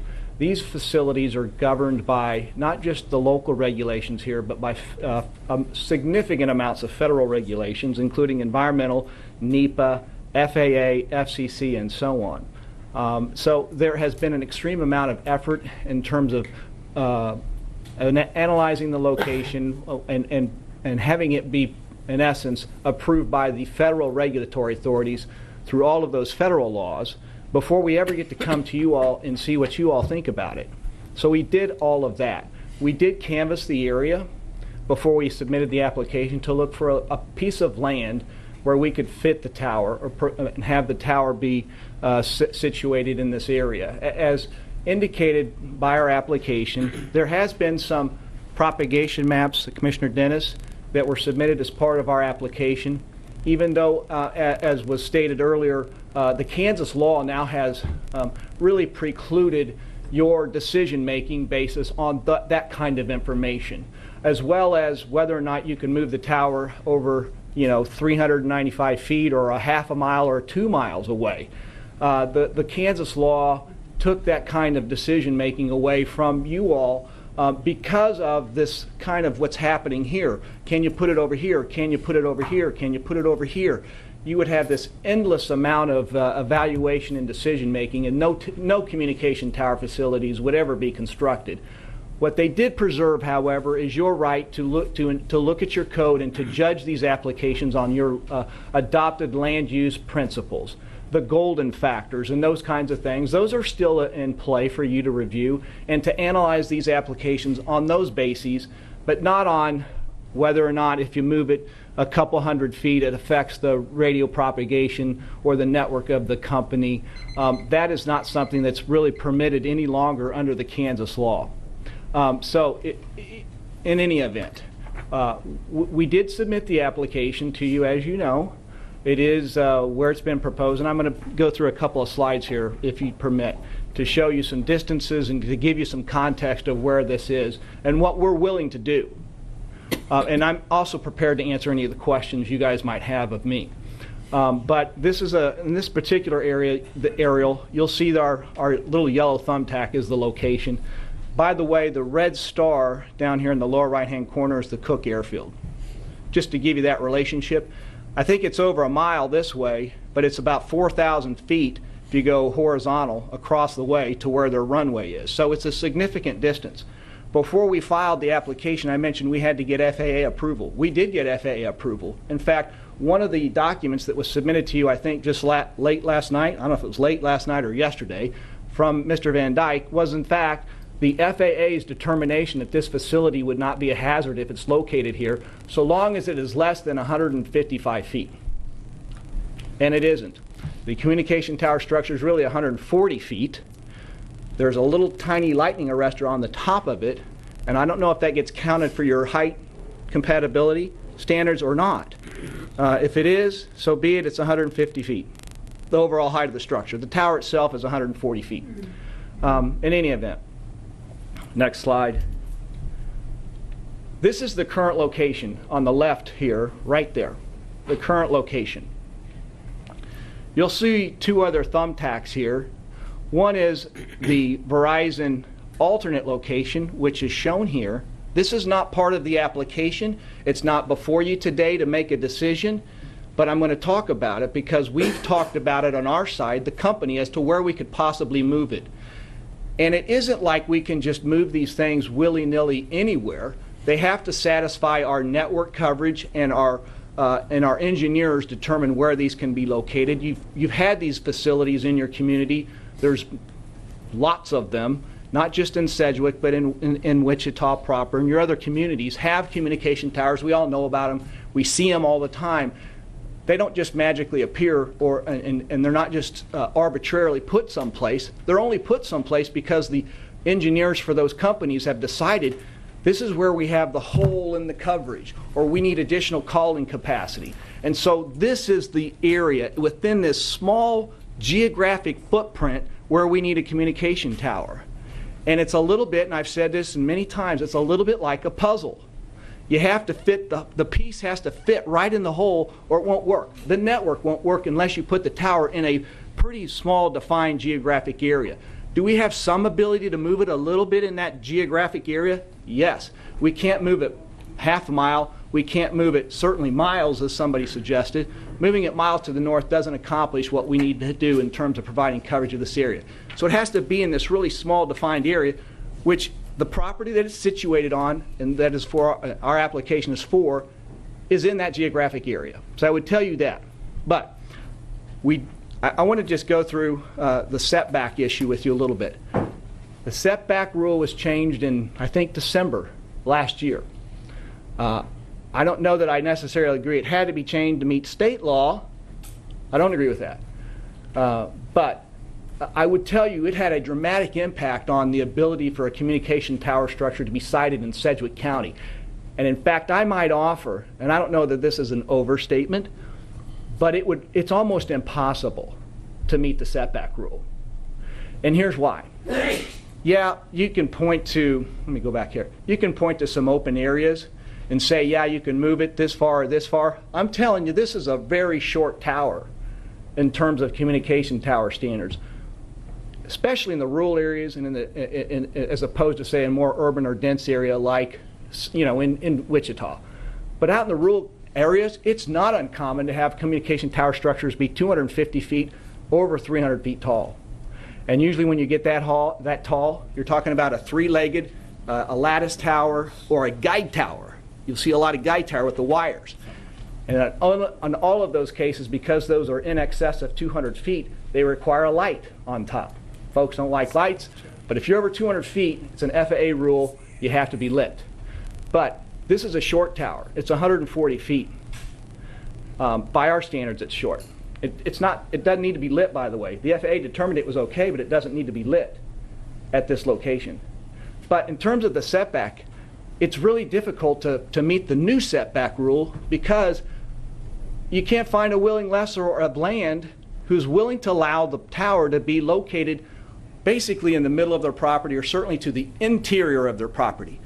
Everybody wants to move those facilities to the corners of the property. Why? Because they want to be able to continue to use the rest of their property. There may be some plans for future development of the property. So it's very difficult to find a landowner, a willing lessor, to allow you to put the property, or put the facility rather, on a location in their property that meets your setback. It's really, really difficult. In fact, we've been trying it for a year now and haven't had any success. That's why we've put it in the location that it is. Because this landowner, our landlord, really is the one that determined where they would allow it to be on their property. Yeah, it could fit on their property somewhere else, but the landlord restricted us as to where we could put it. So we have to abide by what the landlord or our lessor tells us, or we have no lease. We can't use it, so we don't have a facility. So really, the setback rule, it is what it is. And I would just address one other comment where I think it was Mr. McPhail said, you got to follow the code. We are following the code. The code allows for a waiver. Now, it's up to you all to decide whether it's appropriate and we're, able to have that waiver, but we're not violating the code to have this facility approved. You all have the discretion. That's why the waiver was put there, I'm guessing, because you can't meet the setback all the time. And in fact, I say, I'm not sure you can ever meet the setback. Having said that, the setback's 395 feet from the property line. Now, and I've put on the map here, I'm going to direct you to this now. This is the location of the facility, and the distances here aren't exact with what the planning staff show you, but I think this is a little bit more accurate, but these are still approximate numbers. But I'm measuring from the location of the facility, which is this thumbtack right here, to the surrounding properties. And these are the folks that are involved. The Van Dykes to our west, to the home, and I'm measuring to the home, and I realize it's to the property. I think it's to the setbacks to the property. But if you're looking at, we want to be 395 feet from property because it's a visual, it's an aesthetic. It sounds like it's an aesthetic requirement, or at least the goal is to address the aesthetics. From where they are, and where their house is, rather, and that's where the majority of us spend our time, is in or near our homes. And they own a larger chunk of land, so they might visit out, go out and about. But for the most of us, we walk out our front door, we walk out our back door, we mow our lawns. We're in and near the vicinity of our homes. And so the measurement, and that's what we did. So I measured to the home, and the distances in these cases are to the Van Dyke home, it's approximately 625 feet. To the Wilderman home, it's approximately 835 feet. To the Campbells, it's approximately 1,010 feet. And to the McPhails, it's approximately 320 feet. So at least in all cases except the McPhails, it does kind of meet the setback or the compatibility standard that you're trying to shoot for, which is 395 feet. But we're close on McPhail, but granted we can't get there. But I'm telling you, the reason it is right here where it's located is because this is where the landlord allowed us to put it. They didn't want to move it 400 feet from their property. So next slide. After the hearing, after the residents said, and I think you heard it, they asked us to move it 1,000 feet from the road over to this location. Remember?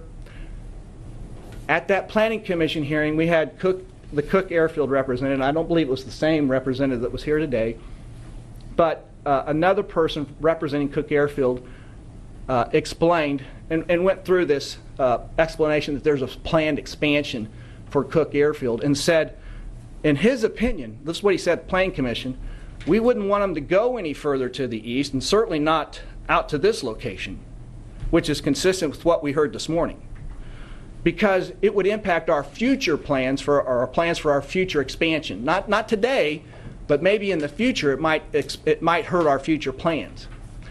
I would tell you that we knew that the neighbors had previously said, move it there. We know you need one in the area. We're not totally opposed to the tower, but can you move it over here to give us some greater setback? We did analyze that location, and I would tell you this: this facility right here where we're proposing it, we originally wanted it. It's 140 feet right now.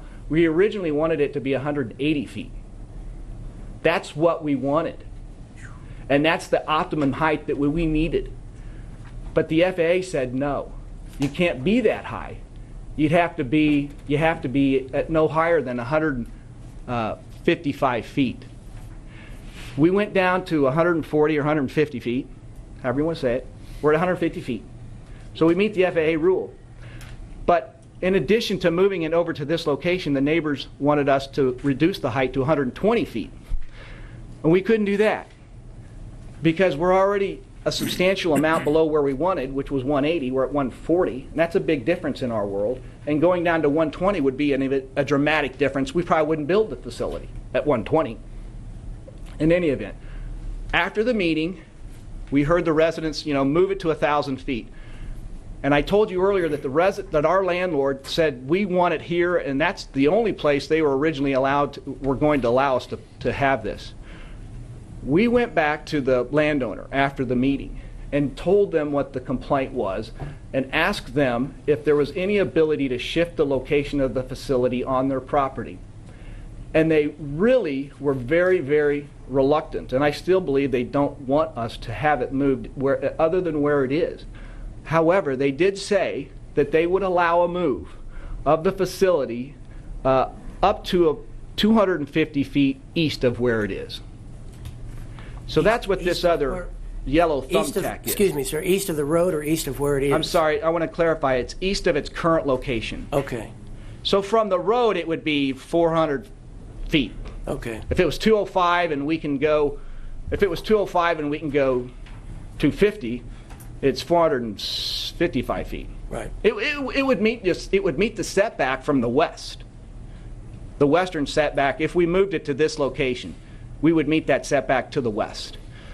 They didn't again want us to move it any further to the south because of the issue of moving it interior to their property damages their property, and they can't really, they just as soon not have it if you're going to put it in the middle of their property. That's the way they think about these things. So we were limited as far as moving the tower to the south. So we've kept it at the same, basically, horizontal distance from that property line to this property line at this location.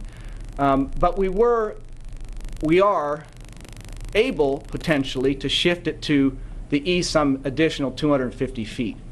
Now that's not the application that's before you, I know. The application that's before you is this location. And for us to move it over here to this location, we understand we'd have to go back to the Planning Commission because it's a new location. But in addition, we'd have to get all new federal regulatory approvals. The FAA, the FCC, the NEPA review, all of that would have to be redone. We're willing to do that. And we suggested to the residents we'd be willing to do that. If you would drop your opposition to the facility, we would stop what we're doing now and we would be willing to pursue it to the east a little bit. Now, frankly, I didn't know what Cook Airfield would think about moving it any further to the east because based on what they told us at the Planning Commission, they preferred it here because of the impact on what would be their future plan. So, but this is good to hear from this morning because I think you said we would be okay with a 300, if you met the setback, Cook Airfield's okay. So, I guess, and again, it's not before you, there's the possibility of moving it to this location. Okay. And when you do that, here's the distances. It's 250 feet. So, you know, to the Van Dykes, it's 855. To the Wildemans, it's 1,075. To the Camels, 1135. To McPhail, 285. But actually, it gets a little bit closer to the McPhail home than it was. But for these properties along the west, it's substantially further away. It's a couple hundred feet further away from their homes. For the McPhails, here's what I would say about the McPhails, and I do appreciate their concern.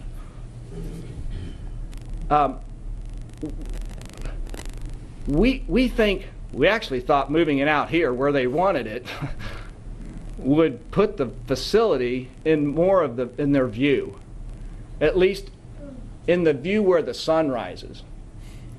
Because we hear a lot from people that say the tower's going to block our sunrise or our sunset if you put it over here. If you put the tower right here, it'd be in their sunset. And they don't like those things. So over here, at least it's to the side of their house. The front of their house is right here. The back of their house is that way. This is to the side of their house. There is a row of trees, and I can't speak to the quality of the vegetation there. From the Google Earth maps and so forth, and what was shown here, it looks pretty thick, but I'm going to take him for his word. There's some holes there. But in any event, there is some screening, and because it's to the side and not the front and not the back, it seemed a little better to put it here. That's us speaking. I can't speak for Mr. McPhail. And then, you know, here... excuse me, sir, but do you have a few more points that you could kind of bring this... and I do want to talk to Mr. McPhail. And I want to answer some of those questions that you guys raised, too, if you give me a second. Mr. McPhail, I understand, and if I'm wrong, tell me, but I understand they did have communications with our representative, not with the site acquisition agents for Verizon. And what Mr. McPhail asked is if the tower could be moved to an appropriate location, which he wanted to have on his own land over here. And we thought about that, really. I don't know if that makes any difference to me or to you. But when you move it there, you do have, and these are the distances. The one thing I would say about moving into the McPhail's property, if what I was told was correct, was that it does start to impact the Campbell's residents more than it used to. Okay. That's not under our consideration. That's today, correct, it's not. But I'm just trying to lay out the context for you, because Verizon's not bullying people. If I could just briefly talk about the text. I'd sent no text to anybody last night. Verizon did not send any text to anybody last night about the protest petition. Okay, and that's right. Okay. Okay. You can In any chat with event, him. I do want to go. It's not like these structures don't exist in the county. They do exist in the county, not just communication tower structures, but other types of structures that have some height. And I want to just show you a water tower. And you may think that's different, but it's not too different, because a communication tower is a utility infrastructure and does provide basically over 70% of the calls to 911 are made through wireless phones. So they are definitely part of the public service, public safety network. You have a water tower here, not too far away from us, to the south, right across the street from residences. That's what that looks like. That's what you can see sometimes in the county. We have a communication tower. This was under the old rule. It was built. And it's within, I don't know what the distance is there, but there's houses right there. My point is, I get that you don't want to see it. We try to put these facilities where one, that fits in our location for our network, and two, if we can find a landlord that's willing to put it there. We don't like to upset the residents. We like them to be our customers.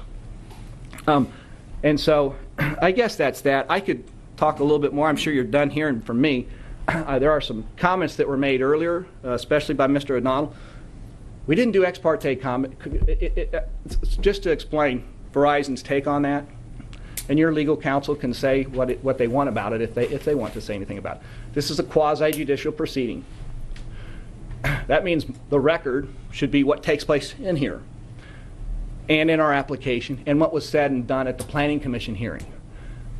It's not illegal to have ex parte conversations as long as you disclose them, what you did. But many jurisdictions consider them to be inappropriate because these are quasi-judicial proceedings. So it was not out of disrespect for you or the commissioners that we didn't try to speak to you directly. I want you to know that. It's not out of disrespect, even though that may be the commonplace and happens a lot. In the cell tower world, and particularly with Verizon, we don't try to bother you. We try to keep the record in the quasi-judicial hearing setting. So that was out of no disrespect for you that we didn't meet or talk to you. All right, thank you. Anyway, I appreciate that. And if you have any questions, I'm ready to answer them. Okay, we have a couple of comments here. Commissioner Dennis. Thank you, Mr. Chairman. Well, Mr. Holland, I hope you didn't misunderstand me. I'm not making my decisions at all based on propagation charts. Right, I understand, yeah. I'm just reflecting. I served on the MAPC for 9 years, and I know we used to get them. And one of the things that I didn't know was whether or not you could move it to the east a ways, and you've answered that question. But Yes, I want to make sure that you understand that we do know what the law is. Right, yes, sir. We will comply with the law, with the state law.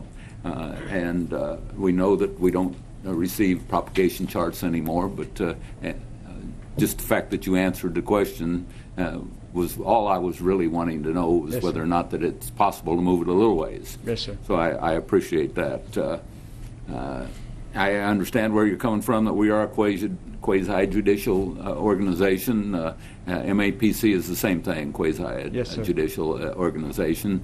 And each and every one of us knows what our responsibilities are in that position, and we understand what it takes to make a legal decision on the merits of the case. So I just wanted to clarify a couple things that you said to make sure that you didn't misunderstand where I was coming from or any of the other commissioners, because we take our jobs very seriously on making any decisions that we've got before us. And I appreciate that, and I didn't mean to say anything otherwise about it when I was making my comment at all, really. I was just trying to state kind of why we didn't reach out to you, if there was some concern that we didn't think it was important enough to talk to you. We absolutely, if we could come in and had access to you like the residents do, I'm not saying we don't necessarily, but it's harder. And we did, just for the record, submit those propagation maps with our application, even though they aren't required by law. I understand those are important and good questions, and yes, we can tweak and move the facility a little bit and still get what we need. one final comment, and I briefly alluded to it when I made my initial comments, is that we understand that you have a job to do to provide a service to the community. We understand that before that you're not just building cell towers out here because you like to build cell towers. You're building them because there's a hole in your coverage someplace. There's not a one of us that's not walking around with one of these in our pocket all the time. So we are sensitive to your needs. Also, we're also sensitive to the community's needs. But again, that's the way that we make our decisions. Yeah, my comments weren't directed necessarily at you as the board, because you've heard a lot of these applications, and you, if you've been at the Planning Commission, have probably heard a lot of them. But sometimes it's for the residents who don't fully appreciate or understand what we have to do to get a facility first to even come ask you permission. I was trying to help them understand that a little bit better. Thank you. Thank you, Commissioner. Commissioner O'Donnell. Thank you, Mr. Chair. Mr. Holland, this isn't my first rodeo. I used to serve on the Wichita City Council, so I've served on these boards where we make similar decisions. This is the first time that I haven't been approached by anybody. So does Verizon, the self-acclaimed #1 overall network, not hire lobbyists to come and work with local governments to meet and discuss big issues like this, or have any type of representative? Because I've also served in the Kansas legislature, and you have lobbyists up there that come and talk to us, not necessarily in a quasi-judicial setting, but one-to-one communication. There's nothing illegal about that. So I'm taken aback by your statement that you don't want to do that when, frankly, it's happened before.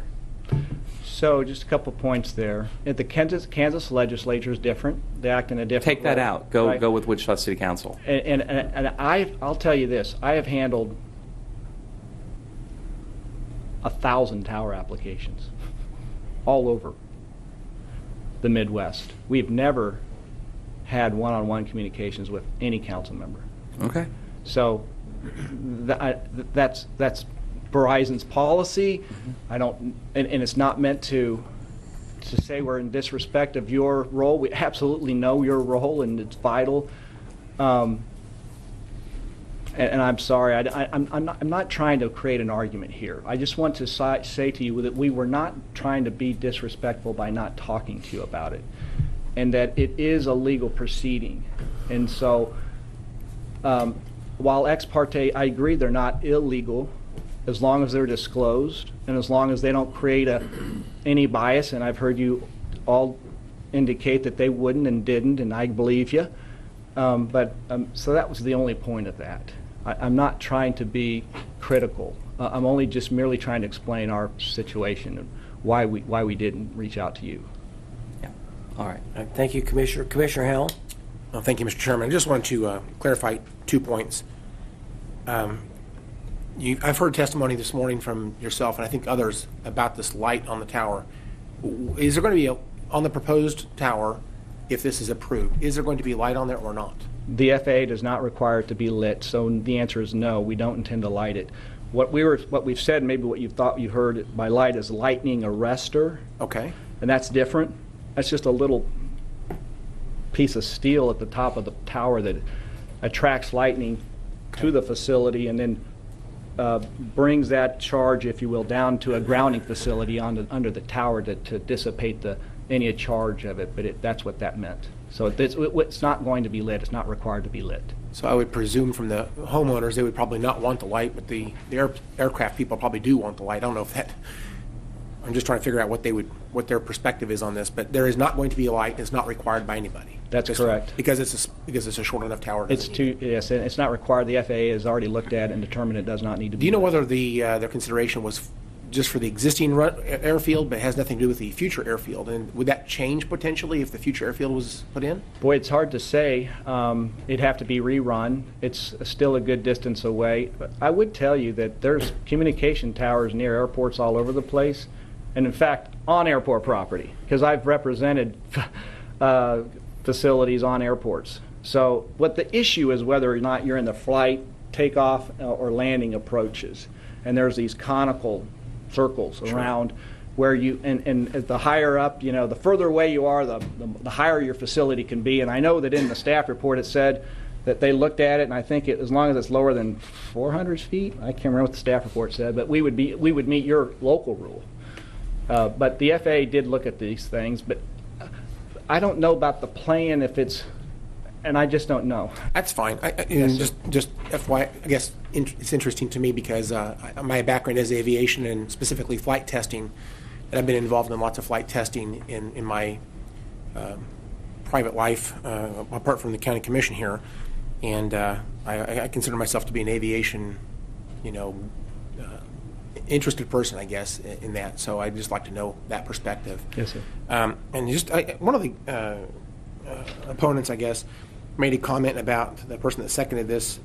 Apparently, he said that your maps online said there's 100% cell coverage. There's not any holes there, but yet the person that seconded this said there's a hole in coverage, and this is a safety issue. Do you have any comments on either one of those points? So Verizon, like I think every carrier, says their coverage is perfect, and they don't say it's perfect, but they do have some materials or marketing or otherwise that might suggest they have coverage. I don't even know the particular piece that you're looking at.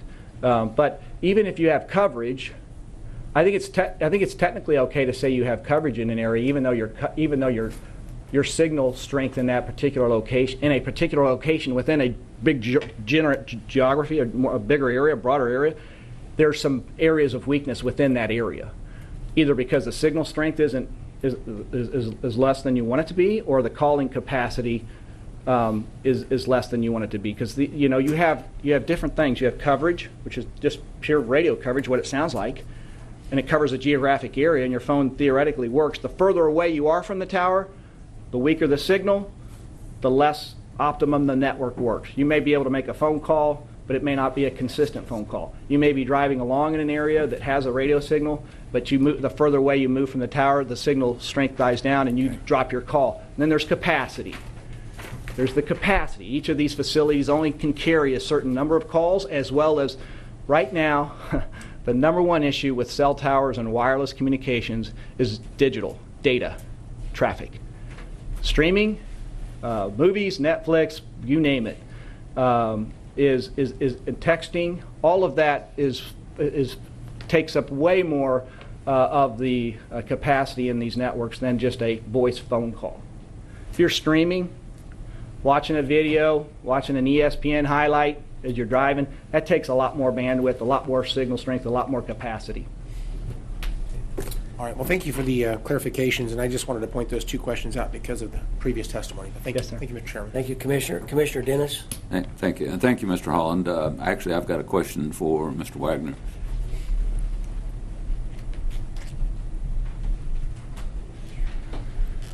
Hello, Commissioners. Justin Wagner, Assistant County Counselor. Thank you. My question is, Verizon just told us that they could move it 250 feet east. You gave us a number of options here, and that's not one of the options that you gave us. That's correct. All right. Do we have the capability today to vote to approve this with it moved 250 feet to the east, or do we have to send it back to MAPC to get that done? You actually do not have the authority to do that today and to vote on that. And even if you send it back to the MAPC, what you're sending back are comments to the Planning Commission, not a revised application area. The way that could theoretically occur is if the applicant decided to amend their application after today's vote. Obviously you could send it back to the MAPC with comments. They could amend the application to be 250 feet to the east. It would require a rehearing, or a new hearing, I should say, a public hearing at the Planning Commission level with notice going out to the neighbors. And then if there were a protest or if it would require a waiver of setback requirements, whatever the case may be, it would come back in front of you all to hear the item. So today you can't approve the location, a theoretical location 250 feet to the east, because what's in front of you is the application area as it's indicated in that little, fairly small area that was included in the map. So you're telling me that the option 3 that you gave us is the only option that we could have if we wanted to accept the proposal by Verizon?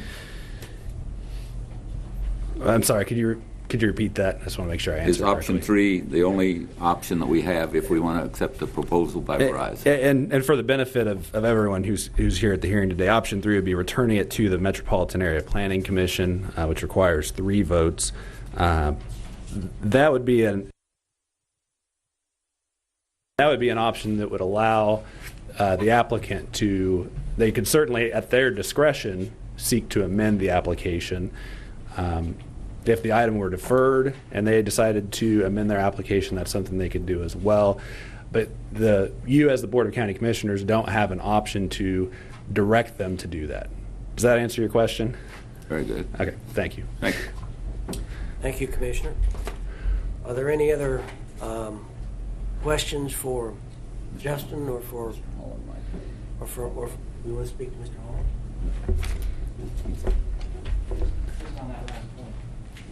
All right, if you want to step.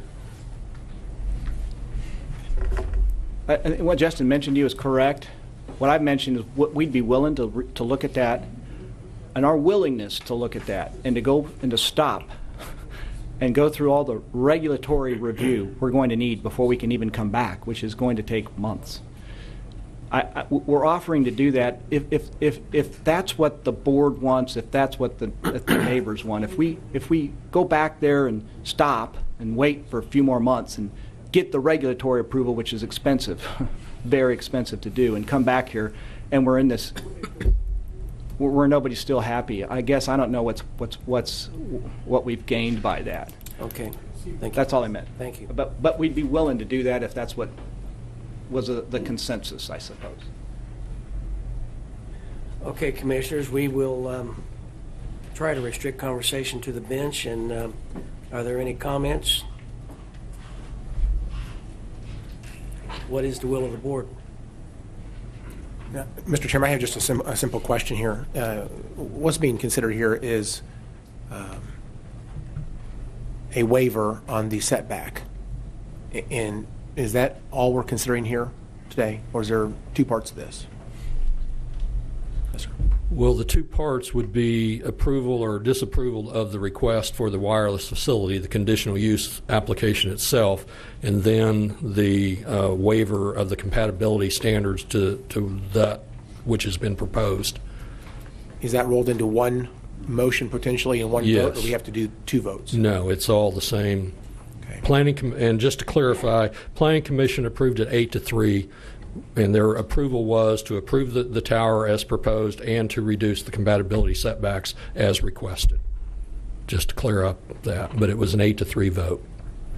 Okay. That's all my questions. Thank you, Mr. Chairman. All right, thank you, Commissioner. Commissioner Dennis? But to alleviate Mr. Holland's concern that they go through all of the procedure and then it would come back here, would it be possible for us to say that we would, and Justin may have to answer this, to say that we would approve the cell tower, but we don't approve the conditional use or the setback? Well, I think as a practical matter, I don't. Could you repeat that? I'm sorry. I just want to make sure I answer correctly again. It's 2 parts. Okay. One is whether or not that we approve putting a cell tower here, right? Okay, that's correct. Second is whether we approve the waiver. That's correct. That's where the sticking point is really on the waiver. It's not on the cell tower. Okay. Mr. Holland's concern is he's going to go through all this work again, and it's going to come back to us, and it's going to be disapproved after they go through all the work. They're really rolled together. What you're reviewing is the recommendation of the Planning Commission, which is both of those things, as Dale was indicating. It's both the recommendation to waive the setback and to approve the 150-foot tower. Based on how close it is to the property line, you can't approve the cell tower and not approve the setback because of how tall it is and how close it is. Question. All right. Thanks. All right. Thank you, Commissioner. Commissioners, once again, if there's no questions, what's the will of the board? Commissioner Dennis? I move that we return the matter to the MAPC with the recommendation that they reconsider this item to include the setback. I guess is that enough justification, Justin? The statute requires you to include the basis for your failure to approve or disapprove the matter. So, I mean, I think that could be a basis that I guess you're indicating a concern, at least personally, I believe, as to your concern about the setback. Is that an accurate description? And let's say the east-west setback. Okay. I think that is enough criteria for the Planning Commission to reconsider the item when it would come back in front of them. So the motion is to send it back, ask the Planning Commission to reconsider the east-west setback. That's correct.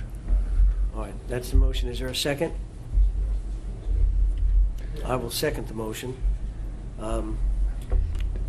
Commissioners, we have a motion then to send this back to MAPC for reconsideration of the east-west setback. Is there any discussion? Commissioner Howell? Thank you, Mr. Chairman. I'm just looking at the comments given by one of the speakers on the golden factors. I'm trying to understand these things. If I understand, let me ask Mr. Wagner a question here. Are any of these golden factors standalone? In other words, are any of these issues sufficient in itself to make a denial of the application? If you look at the Kansas case law on the golden factors, they're not the exclusive factors. They're the factors that courts have generally used in evaluating the reasonableness of a zoning application and how it fits with the area, looking at staff recommendation. There's no requirement that you have to hit 5 of them, 4 of them. So there's no case law to indicate that one factor is more important than the other. They indicate that it more or less depends on the application that's in front of them. And there are other factors you may consider as well. Does that help answer your question, Commissioner Howe? Yeah, I think so. I'm just reading through the logic that has been presented here. I don't know if sending this back is going to.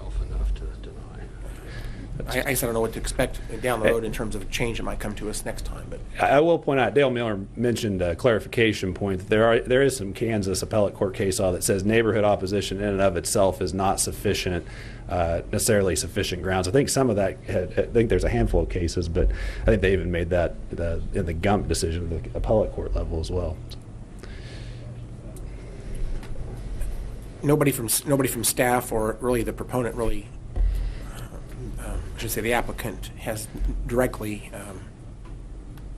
counter-argued some of these points on the golden factors as it was presented to us this morning. So I guess I'm still having trouble jumping on board with this. I don't know if we send this back. We don't have any idea what will come back to us. So it may be the exact same proposal. It could be something entirely different. Just to clarify, Commissioner Howell, did you say that there was nothing to state in favor of the golden factors? In other words, the applicant didn't really address. There was a number of objections raised by one of the opponents, and they connected their comments directly to the golden factors. And so many of these weren't really counter argued by the applicant necessarily or the staff. And so I'm just wondering how valid some of these things are. I don't know. Well, and I would point out that the planning department staff recommendations that were included in the report to the planning commission, which would be in the backup materials, did address at least 5 or 6 of the golden factors that were analyzed, and I believe at least one of the speakers spoke to that. So there is some analysis that was completed by staff, and the planning commission, I believe, relied upon those sums. So I just want to point that out, but not contradicting what you'd said, I don't believe I've heard any statements on the golden factors from the applicant at this point.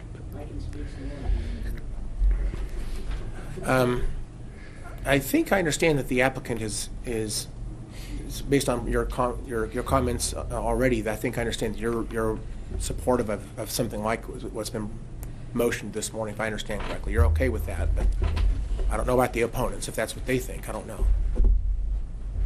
Yes, we would be willing to consider a different east-west setback along the lines of what we discussed this morning. We are limited, as I mentioned, by the landlord as far as the movement, and I think it does move us further away from those residences, and I'd hope they'd get on board with that. And I don't know about Mr. McPhail because it's not much of a change, but it is to the side of his property. I would offer too that there was, for screening purposes, I don't know if it helps, but we would be willing to plant. I mean, there were some cedar trees along the north end of Mr. McPhail's property, which is why I think he wanted it over there, or some of them wanted it up there. We'd be willing to plant some trees too along the roadway if that's helpful to screen it, better screen it. But in answer to your question, yes, we'd be willing to go back there to consider those. Mr. Chairman, thank you for your comments, Mr. Holland. Mr. Chairman, I don't know if it'd be allowable or not, but I would love to hear from Mr. McPhail on his. I actually have one question as to why he would propose a different location on his property. I don't think I have an answer to that, and I don't know if they are supportive of moving this slightly to the east, but nothing to the south. If that's something that makes them happier, I don't know if that's a step in the right direction, or if that's just simply exactly the same as what has been proposed in their mind. If it's a step in the right direction, because again, it would be farther to the sunrise. I'm not sure that's something you like or not. I don't know what your position is. So I guess I would be interested in knowing answers to those two questions as to why you proposed a different location on your own property with regard to all your opposition to this. And then secondly, does this other location make you happier? Okay, I'd be glad to address that. First of all, when we're talking about the location on my property, or my property in general, that was after the fact that we were shown a map of this potential site that they're talking about moving it farther east. And actually what that does is it moves it from people's front doors to my back door. So 250 feet is not adequate enough, because actually the distance from where the tower's first location was is like 335 feet to my house. Now it moves it to like 260 feet from my house. So it actually closes that gap in. That distance would have to be probably another 200 feet farther east to satisfactorily even be considered. The reason I presented our property was from the fact that when we did see that secondary suggestion, we thought this doesn't even meet the codes, the master plan at all, and maybe as neighbors we ought to look at something that could meet the master plan. And if we're the ones that have to be exposed to it, then that way we would have some control as to where it goes, the amount of screening that's involved, and those kind of situations. It was never our intent to place the tower on my property. It was only after we were sent a map that showed this secondary thought that they had had. So let me understand correctly. I understand about the location that you proposed being better in your mind, but in terms of what's been proposed by some of the discussion here about moving that slightly to the east to meet the east-west setback, but not necessarily north-south setback. Once again, their distance is 250 feet that they're looking at, and that puts it right out my back door through part of the thinnest part of my shelter belt, actually. So this is not ideal to you. This is but this 250 feet is not an adequate location. We would have to be looking in, and I don't know with Cook Airfield, possibly that could be squeezed out there a little farther, another couple hundred feet farther east, and then it would possibly be satisfactory. But what I see is a secondary location that they're proposing as a way to pit neighbor against neighbor, because now they're saying, hey, we moved it away from your front door, but we're going to put it in his back door. Right. So now will you two put pressure on this landowner to get him to accept our position? And that just doesn't set well with me. So let me summarize what you just said, make sure I understand correctly. This proposed location, if it was to go through all the processes and get approvals and everything, it came back to us slightly to the east, but the north-south is really essentially the same as it is now in this proposal. That doesn't really make you your landowner, doesn't make your situation any better. No, it doesn't make it any better at all. It actually makes it worse, in fact. All right. Thank you, Mr. Chairman. That's all my questions. I might have a comment at the appropriate time. Well, Commissioners, we have a motion and a second, and we're still open for discussion on the motion before I call the vote. Is there anybody that wants to speak? Commissioner Ranzau. Well, I'm just going to say that I'm thinking on the fly here. I was prepared to vote for the motion until Mr. McPhail spoke. If he's not going to be happy either way, I guess a part of me thinks that the applicant deserves a vote on the original application that's before us. So I'm likely to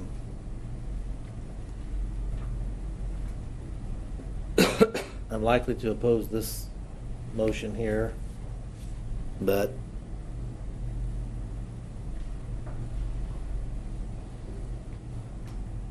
if it were to fail and we were to vote on the original motion and then that failed as well, then I'd be supportive of sending it back. But I'm concerned that we're going to get in this vicious cycle here of sending it back still not have a happy conclusion, and we never have voted on the original application. And so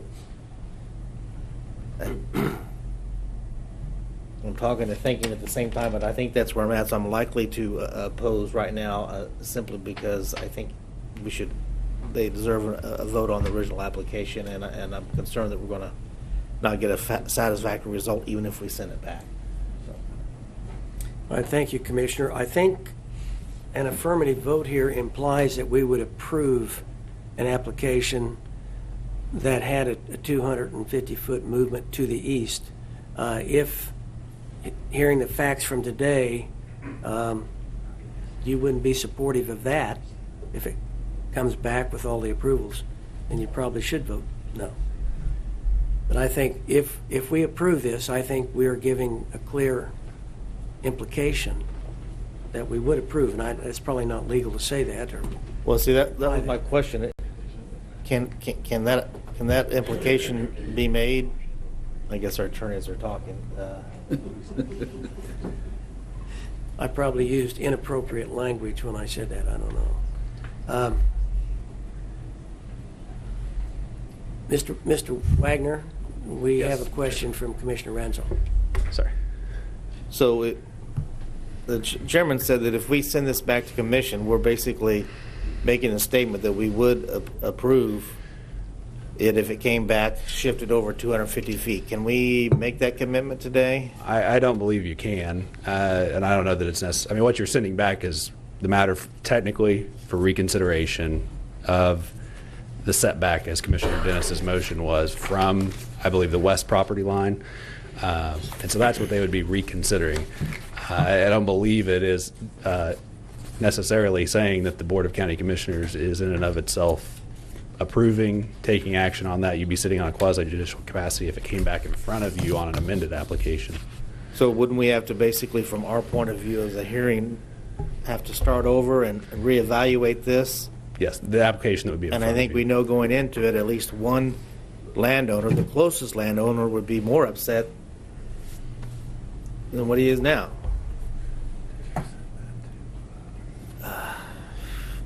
Okay. Yeah, no, I understand the legality of it. I'm just saying I think that we're making that inference, and I know that's it's not legal terminology. But is that all, Commissioner? Commissioner Hell? Thank you, Mr. Chairman. I have just one more question for Mr. Holland. Did you say that you haven't successfully done one of these or haven't done one of these in a year because of since the legislation was passed? I don't think you've approved a tower in the last year. We haven't, but what about yourself? Have you worked on these and successfully got these through different jurisdictions? Yes. Okay. Not in Sedgwick County. Okay, that's fine. I have a question for the maker of the motion. That is, it sounds like your motion is on the premise that the setbacks aren't being met, and you want them to reconsider these setbacks. But if it comes back again and they adjust the east-west setback but don't adjust the north-south setback, are you going to be satisfied? In other words, your premise for making the motion is that they didn't follow the setback requirements, and yet I think no one's advocating at this point that they even adjust the north-south setback. So I'm curious your position. Are you agreeable to not moving the north-south setback, and that would be okay? And the east-west is your contention, or what do you say? East-west is my contention, and I think that's what was clear in my motion.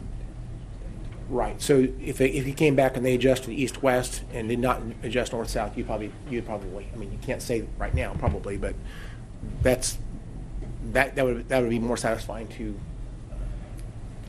your position, I guess. That's exactly what my motion said. All right. Very good. I'll just explain my vote, I guess.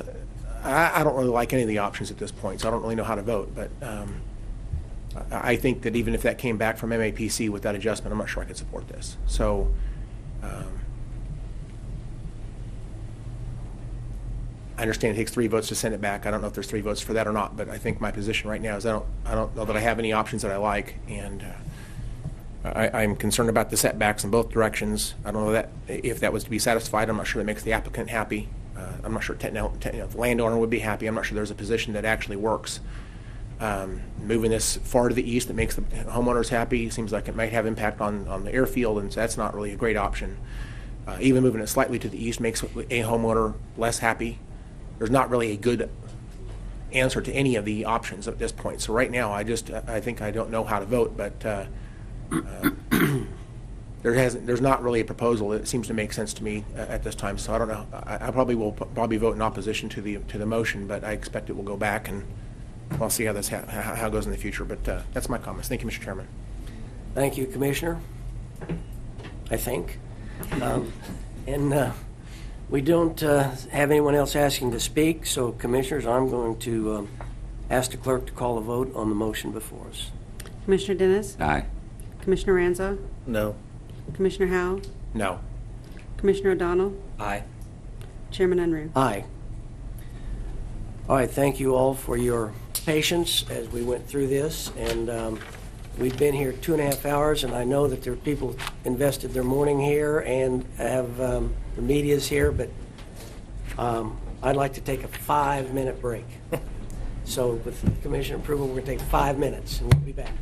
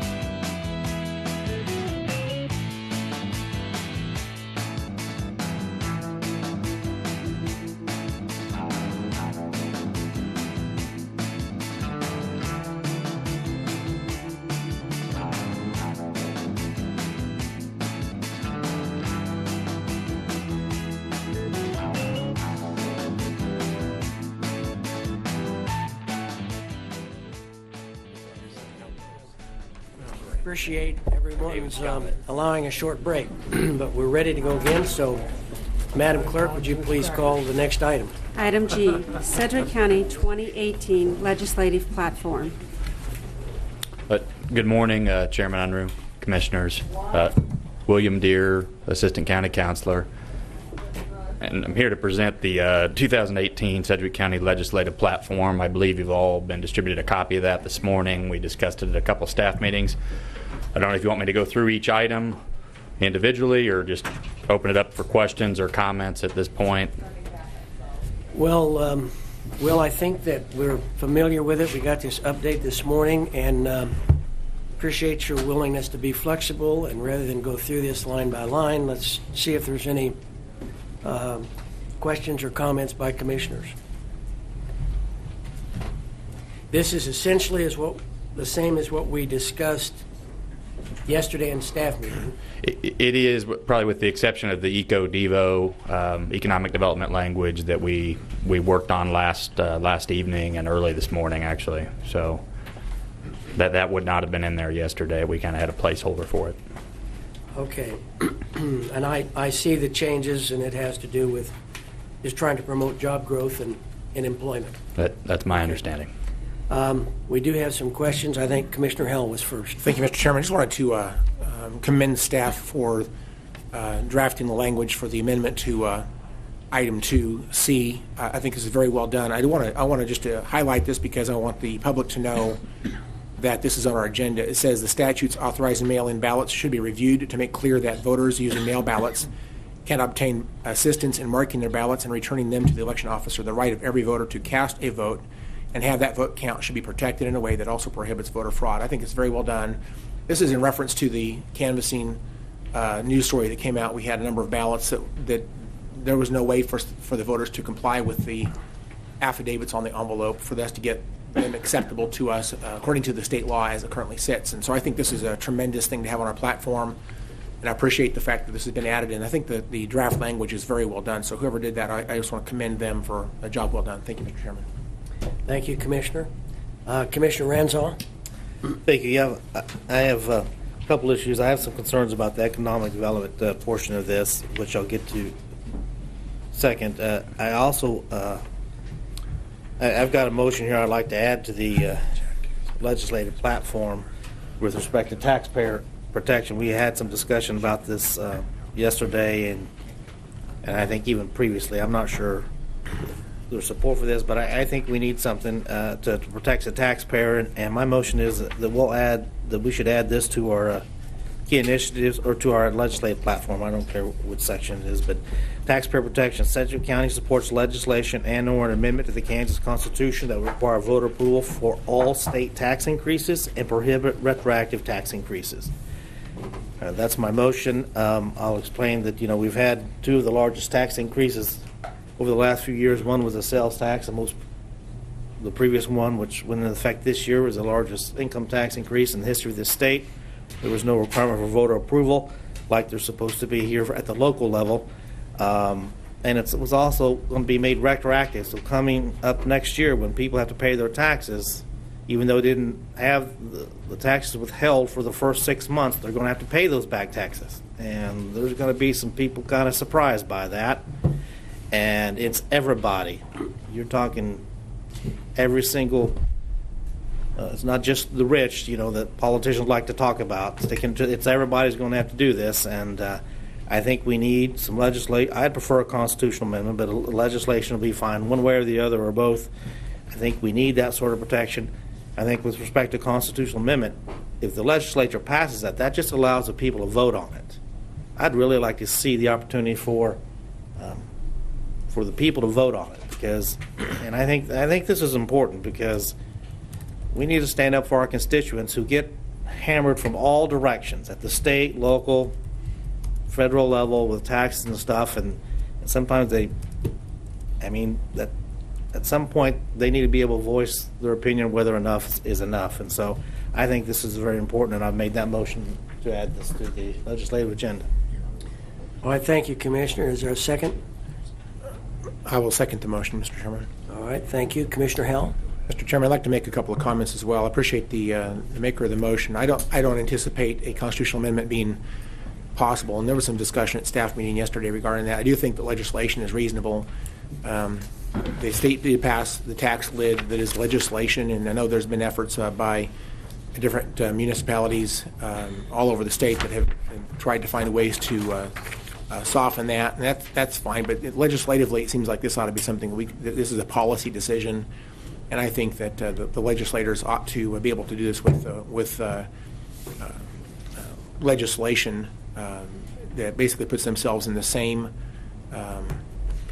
requirements that they put everybody else under. I have been and am supportive of the tax lid for clarity, but I do think it's hypocritical that the state would put that mandate on municipalities, but not put themselves under the same thing. And I do agree that the retroactive tax increase, 2 tax increases back to back, and presumably another big one coming, that I think the voters ought to have a voice. And so voter approval of these tax increases, in my opinion, is needed. What this does is it puts the government back in check with the citizenry and the electors that elected them for office. Because without that voter approval, then the government growth is unrestrained. I think the people have to have a voice. So I'm glad to support the motion this morning. I don't anticipate a constitutional amendment. I do think legislation is reasonable. So with that, Mr. Chairman, I do second the motion. Thank you, Commissioner. Is there any other comment? Commissioner Dennis? Thank you, Mr. Chairman. I doubt if a constitutional amendment would ever be passed, and I can foresee times when the legislature may have to make some tough decisions. So if we delete an amendment to the Constitution, if we just supported legislation, legislation can always be overridden later on. If there's an emergency someplace that the legislature would have to make some tough decisions to get something passed. I don't have a crystal ball. I can't see the future. But I do believe that they put a tax lid on all the counties, that they need to live by the same rules that the counties live by. So if you deleted an amendment to the Constitution out of there and just said sports legislation, I'd probably support this. Before I call on Commissioner O'Donnell, let me ask Commissioner Ranzau to respond. Well, I'll say in there, I put in the flexibility in there because I actually had a conversation with our lobbyists there about, we should consider a constitutional amendment because it is stronger. But the wording as it has right now makes it very flexible. It says we need something done. We'll support either one, and allows legislators and our lobbyists to assess the legislature and do whatever they think is most appropriate. And so that's why I put that in. Originally I said just legislation, and then I changed it to just an amendment, and then we had a conversation yesterday, so I said both. So I don't know, I think we want flexibility, but we're sending the right message, I think. So I would encourage my colleagues to support this motion. Thank you, Commissioner. Commissioner O'Donnell. Thank you, Mr. Chairman. I do support taxpayer protection. I was a leading advocate on the property tax lid, as many of you know. It does concern me that we would spend valuable lobbying time trying to push something like an amendment that we know has virtually no support. But if this wants to, if Commissioner Ranzau is wanting us to just put this in our mission statement and in our platform for Topeka next year, I would support it, even with the amendment language in there, just knowing that that particular piece would be very futile. But I think keeping taxes low and also at the same time supporting our legislators and not telling them that they did something that was wrong is not the, telling our legislators what to do is not the best way forward. But I think just saying that the Sedgwick County Commission supports voter approval for tax increases is a fine step to go, Mr. Chair. Thank you, Commissioner. Well, I don't really want to expose myself here on this issue. And unlike some of my colleagues, I do not appreciate a tax lid that was imposed on local governments. As I've said from the bench before, I think I was elected by the people to do a good job. Sometimes that requires a tax increase of some level. Sometimes it doesn't. and I am accountable to the people who elected me, and will always take that in consideration when I'm trying to make a vote. In the same way as I don't like some external body imposing restrictions on me, I really don't feel comfortable trying to advance a notion that I want the state legislature to do their business a certain way. As Commissioner O'Donnell said, I don't think that this has a chance of being advanced, so I don't think we need to include it in here. And if we don't like the way that these tax policies have come down the last couple of years, we need to vote the folks out. And I know this is great election year rhetoric. I'm for the taxpayer. I know that works. That's great to put on your palm card that I voted in favor of this, but I just don't think we ought to be telling them how to run their business. We should be focused on activities and issues that we directly need to have advanced for working Sedgwick County government. So I know I'm going to be not in the majority, but I'm not going to support it. Commissioner Ranzel. Well, I guess I disagree. I think something on this can happen. When people start seeing that they're getting hammered in their taxes and they figure out they've had enough, there might be some minds changing in Topeka unless somebody stands up for the taxpayers, and nothing's going to go forward at all. And this is pro-economic development. Okay? The two biggest things that businesses and the local chambers has done a poll on this, the two biggest things businesses are concerned about when it comes to economic development are taxes and regulation. They like regulatory certainty. They like taxing regulation certainty and low taxes, and this is one way to help achieve those goals. So this is pro-economic development, pro-taxpayer. I think it's the right. I think the timing is exactly what we need to do. And keep in mind, we're just saying, hey, pass this bill. They can make the decision. They can pass the legislation. They're putting them on themselves, or they can send it to the voters and let them vote on it, and boom, the people can decide. So I think something can get done, but we've got to be willing to stand up for them and say, hey, let's move this forward. Thank you. Thank you, Commissioner. Is there any other comment? Okay, we have a motion before us about an addition to the agenda. We're not voting on the agenda, we're voting on this amendment to the legislative platform. So, Madam Clerk, call a vote. Commissioner Dennis? I vote no, just because of one portion of this on the amendment to the Constitution. Commissioner Ranza? Aye. Commissioner Howell? Aye. Commissioner O'Donnell? I will vote no on this, but if we amend it, well, we can come back to that. So I vote no. Chairman Unruh? No. So the motion fails. It appears, Commissioner, that if you change one phrase, that it would find approval. Not from me, but it would find approval. So. Can I make such motion? Yes, sir, you may. Well, first of all, I'll say I'm disappointed because, amendment to the Kansas Constitution, having that language in there as an option, I think should be left. It is the best solution for our constituents. That being said, I move that we add in the following: for taxpayer protection, Sedgwick County supports legislation that would require voter approval for all state tax increases and prohibit retroactive tax increases. Second. Okay, we have a motion and a second. And once again, I'll say I don't think one elected body should be telling another elected body how to do their business. That being said, Madam Clerk, call a vote. Commissioner Dennis? Aye. Commissioner Ranza? Aye. Commissioner Howell? Aye.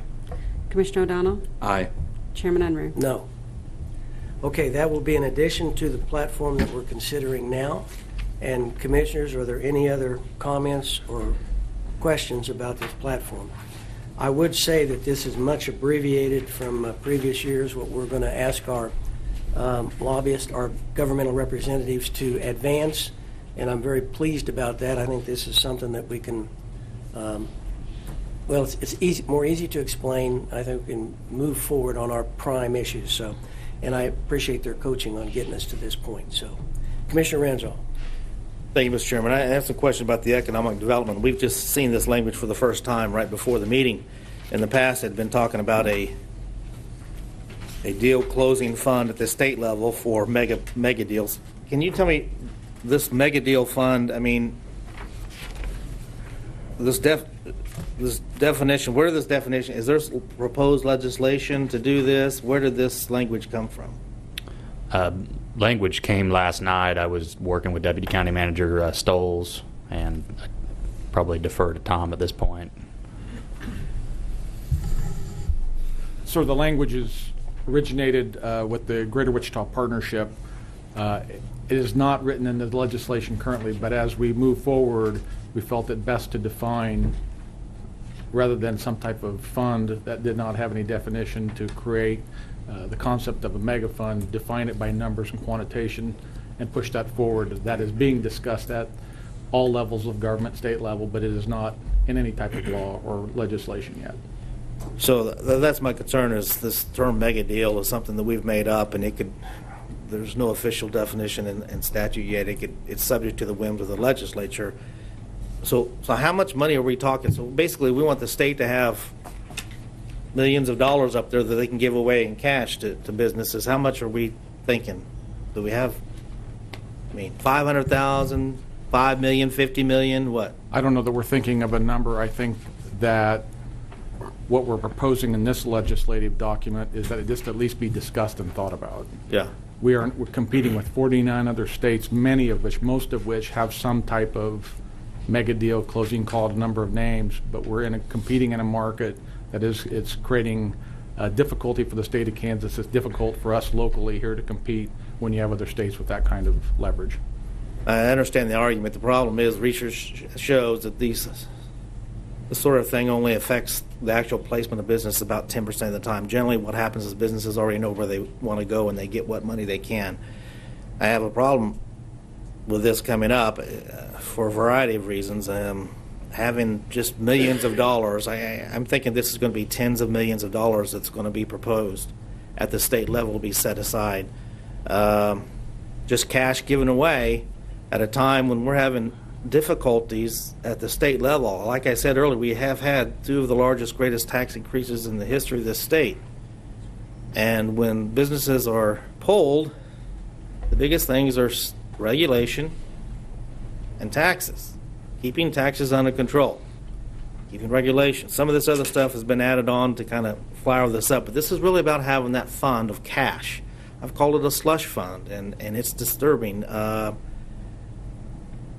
What's going on? It comes up all of a sudden, now boom, now we got to put this on. And I know this is supposedly directed at manufacturing, but when it gets up into Topeka, that definition can change. You know, mega deals over 1,000 employees. Well, that, you know, Tyson's coming in, has 1,600 employees. Are they going to get a mega deal cash from the state as well? I've told my colleague when we first started this deal on Tyson, I said, I'm willing to listen to what they have proposed, but if they think I'm going to give them millions and millions of taxpayer dollars, that's a different question. And this is very disturbing to me that we would put this on at this time. This is,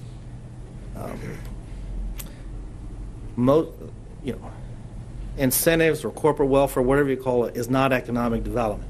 70% of our jobs come from the small businesses, and we don't focus on the small businesses. That's true economic development, okay? And this is problematic for me for a variety of reasons. It's coming up here all of a sudden. We don't have a lot of answers on it, subject to the whims of the legislature, and it changes the focus of what we really need to be doing to help businesses in our community and in our state. The deregulation part is nice to have it on there to kind of pretty this up, but the real motivating factor is this fund that once people are going to want to establish at the state level, and I have a problem with that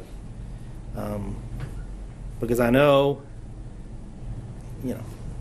I've done my research, and there's lots of research on this issue, and businesses pick the location, and then they get everything they can from people, millions of dollars, okay? And then states never, some of the biggest deals that you'll hear about, states will never make up the amount of money they spent in exchange for those jobs that they got. So this is very problematic. I need a lot more information, and as far as I'm concerned, this is really a deal breaker for this legislative agenda at this point. Yesterday it wasn't on. And there were some other changes that were added with respect to elections, and I support that. That's very good. But it's problematic. I mean, we'll go to the hilt for something like this, but we have to argue about taxpayer protection and say, well, we'll do a law, but we don't want to do a constitutional amendment. I don't know. I just have a problem with that. I think we need to kind of rethink that. So, thank you, Commissioner. Commissioner Dennis. Thank you, Mr. Chairman. Well, first of all, yesterday we did talk about economic development. And the concern that I had yesterday, which actually has been addressed in this, was that we didn't really define what we wanted. And that's what these 3 steps do now. As far as your slush fund, as you call it, I hope not.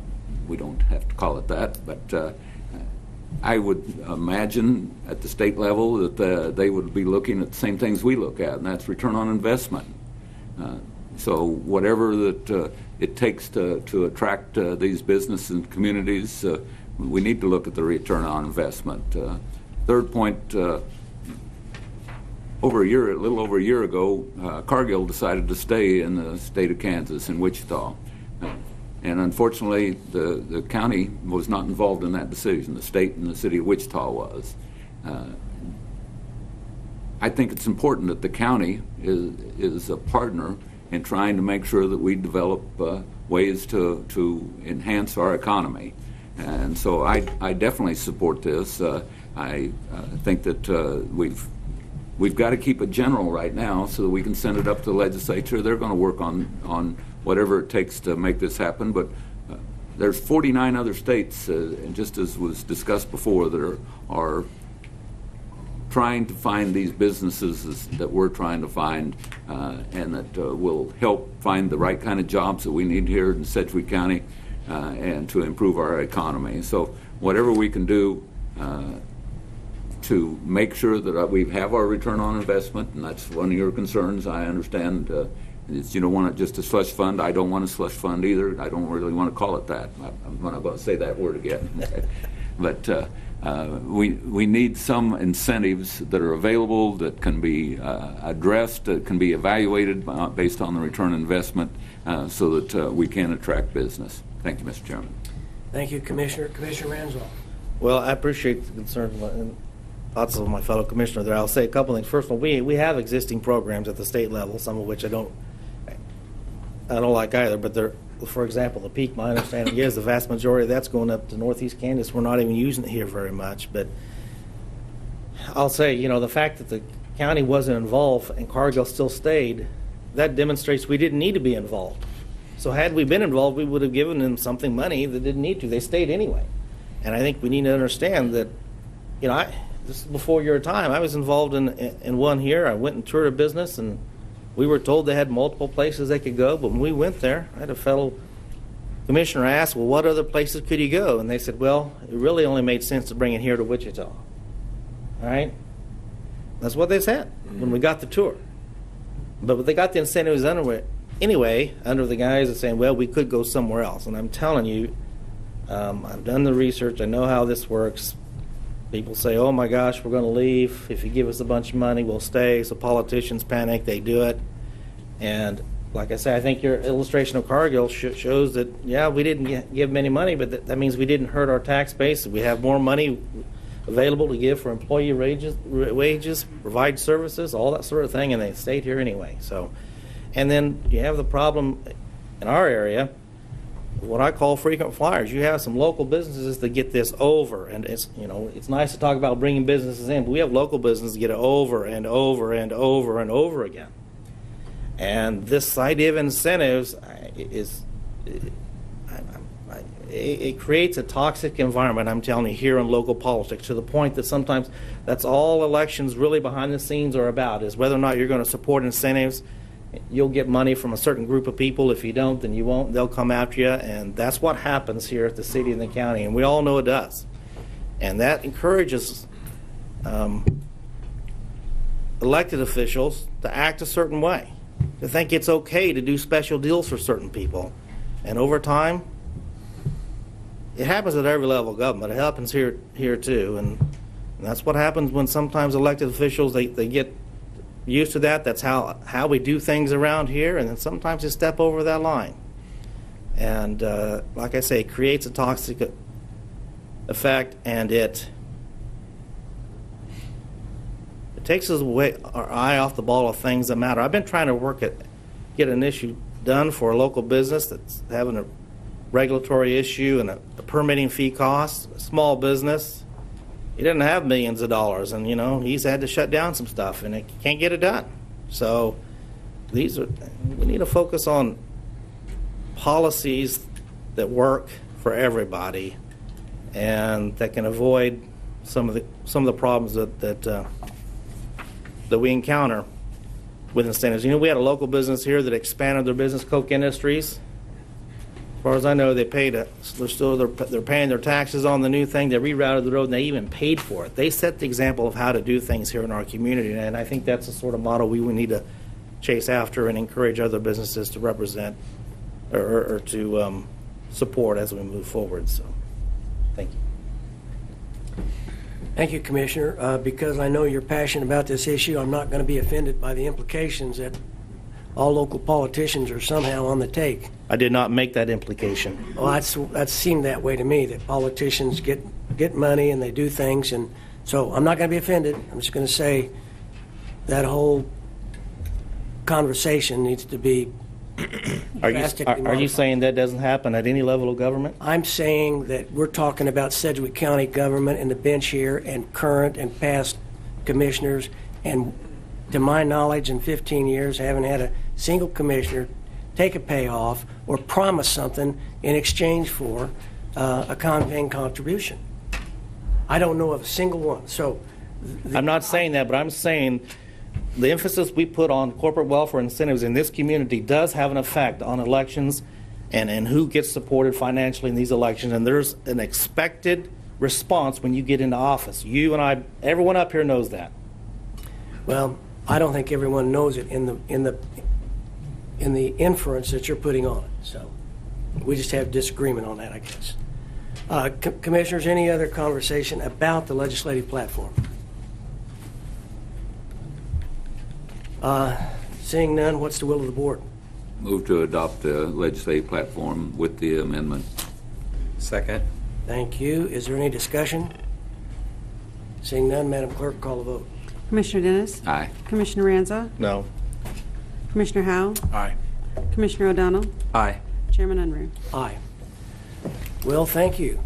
Great presentation. You're welcome.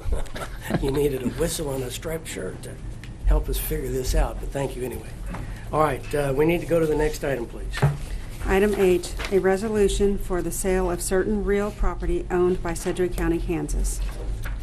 Good morning, Commissioners. William Deere, Assistant County Counselor. We have a resolution to direct staff to sell the property commonly known as the Wichita Greyhound Park, and then as well as some surrounding property that's currently owned by the county. I believe we've got a map of those parcels, so we can explain that and put it up. And so essentially, if you're looking at this map, the eastern three parcels, there's a very thin parcel on the very top there. Those are under current lease to the Wichita Greyhound Park that expires in 2039.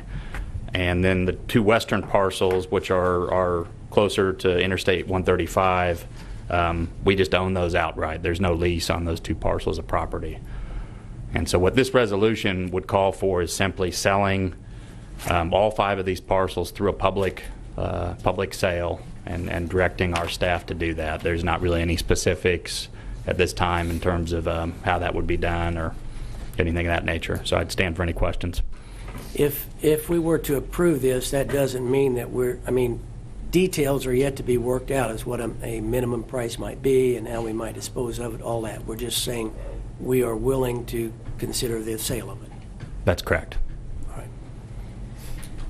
Commissioners, is there any comment, questions? Commissioner Ranzau?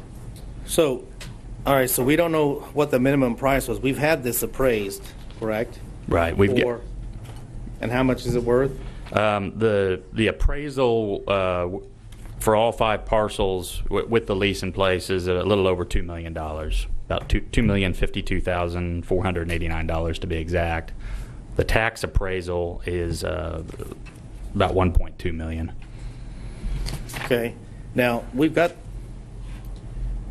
so would we, you said there's 5 parcels, 3 of them associated with the Greyhound Park, right? Correct. So would we sell, and the 2 on the west, would we sell them like all 5 at the same time, or we sell them separately, or? I think the understanding that I had was we would sell all 5 of them at the same time. The western 2 parcels would have some issues with their value. There's a lot of flood zone areas in those parcels. They're not totally in a floodplain. And then there also is a cell phone tower that you can see on the map there that's not shaded in, where we don't own that property anymore. That's previously been sold, which would sort of put a little bit of an encumbrance on somebody's use of that property, and plus the on-ramp to Interstate 135. Now, we get a lease for this, well, of about 80-some, I'm sorry. The current lease is $7,291 a month. Okay, we get that every year. Plus, now if this was ever reopened as a gambling establishment, we'd get 2% of the revenue if we own it. Well, you know, if the gambling was enacted pursuant to that 2007 law, that's my understanding. Now, if we sell it, though, we'd only get 1%, and that, well, if we sold it to someone else and the city of Park City annexed it, then we'd get 1% and they'd get 1%. So when we consider that, I mean, that could be a potential loss of revenue in the future. I mean, we don't know if it's going to be reopened at some point. So what's our impetus for selling this at this time? My understanding was just to, you know, get rid of surplus property, take the money now, put the money in, you know, to use for the county, as opposed to, you know, over the long period of time we're receiving, you know, $7,200 a month, and, you know, we can receive a larger chunk of money. And well, we would, but if this ever goes back to gambling, then we'll get a monthly paid check for revenue of a lot more than that. See, that's the problem. I mean, certainly the properties on the west is not related to the Greyhound Park. That's one thing. The Greyhound Park, I'm not quite sure. There's a lot of things going on with that. Certainly, if we're going to sell it, I think putting it up for auction is the right way to do it. Okay, I've said that for a long time. I've advocated that for other pieces of property. We've sold a cell tower in the past. We sold some land in Northeast that by the Northeast Park, and we got a lot more money than actually what we thought we were going to get for it. So I do like the idea of auctions if we're going to sell it.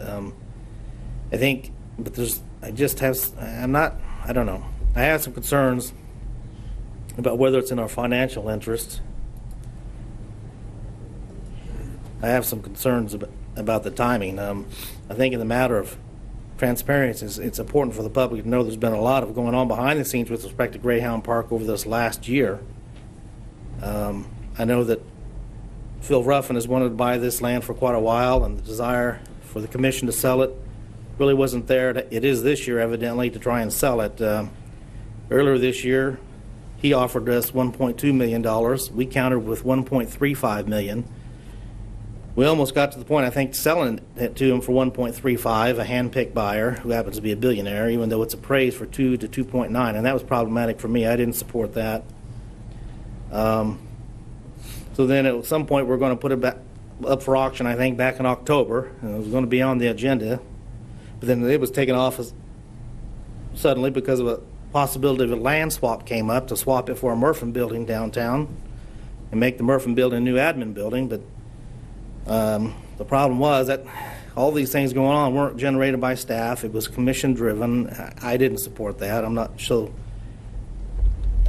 So we've had these things going on, and there was pushback with respect to the land swap for a variety of reasons, and so, you know, it would look bad if we sold it directly to a billionaire without getting an auction, even though that was the plan at first. And land swap deal has problems.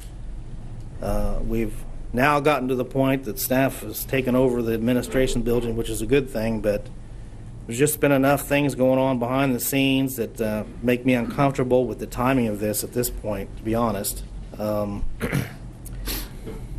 and I'm specifically talking about the land that's associated with the Greyhound Park. I guess we could have a discussion about the other things, but that and the fact that I think we need to set the reserve ourselves. If we're going to sell this, we need to set the reserve. So I personally, I've struggled with this because I do think if we're going to do it, auction is the best way, but there's just been too much going on, and I think I personally would rather hold off for a little bit, and I think the timing is not the best, but if we want to sell the west part, I could be convinced of that, but I'd like to have reserves on that as well. But those are my thoughts and those are my concerns. So, all right, thank you, Commissioner. Commissioner Howell. Thank you, Mr. Chairman. I have a lot of thoughts on this. I don't know if there'll be legislation this year that would be successful or not, but I understand there's been year after year after year of attempts to change legislation to allow another vote in Sedgwick County for gaming. That would be required for this to become a casino or a slot venue. Would that be correct? It would require another vote of the people, and that would eventually, if it was successful, then potentially there would be slots at Greyhound Park, and that's really, I think, what at least the interest of one of the presumed bidders on this would want. He would need to change legislation and have another vote, and that would all have to happen for this to become a gaming venue. I understand that. Is that reasonably right, the way I explained that? That's my understanding. I haven't done a ton of research on that law from back in 2007, but where there was a vote at the time where the voters rejected the slot machines at the racetrack. Well, I guess and I know there's been multiple attempts, as you said, to try to resurrect that. Well, I'll tell you, and I understand if he's successful. I listened to the debate last year, and I think there's been, I'm still not clear whether or not there's going to be what type of litigation or court challenges would happen, or whether it has to be repayment to the state of Kansas to basically nullify the agreement or the contract that's in place that gives the Kansas Star exclusivity until 2032.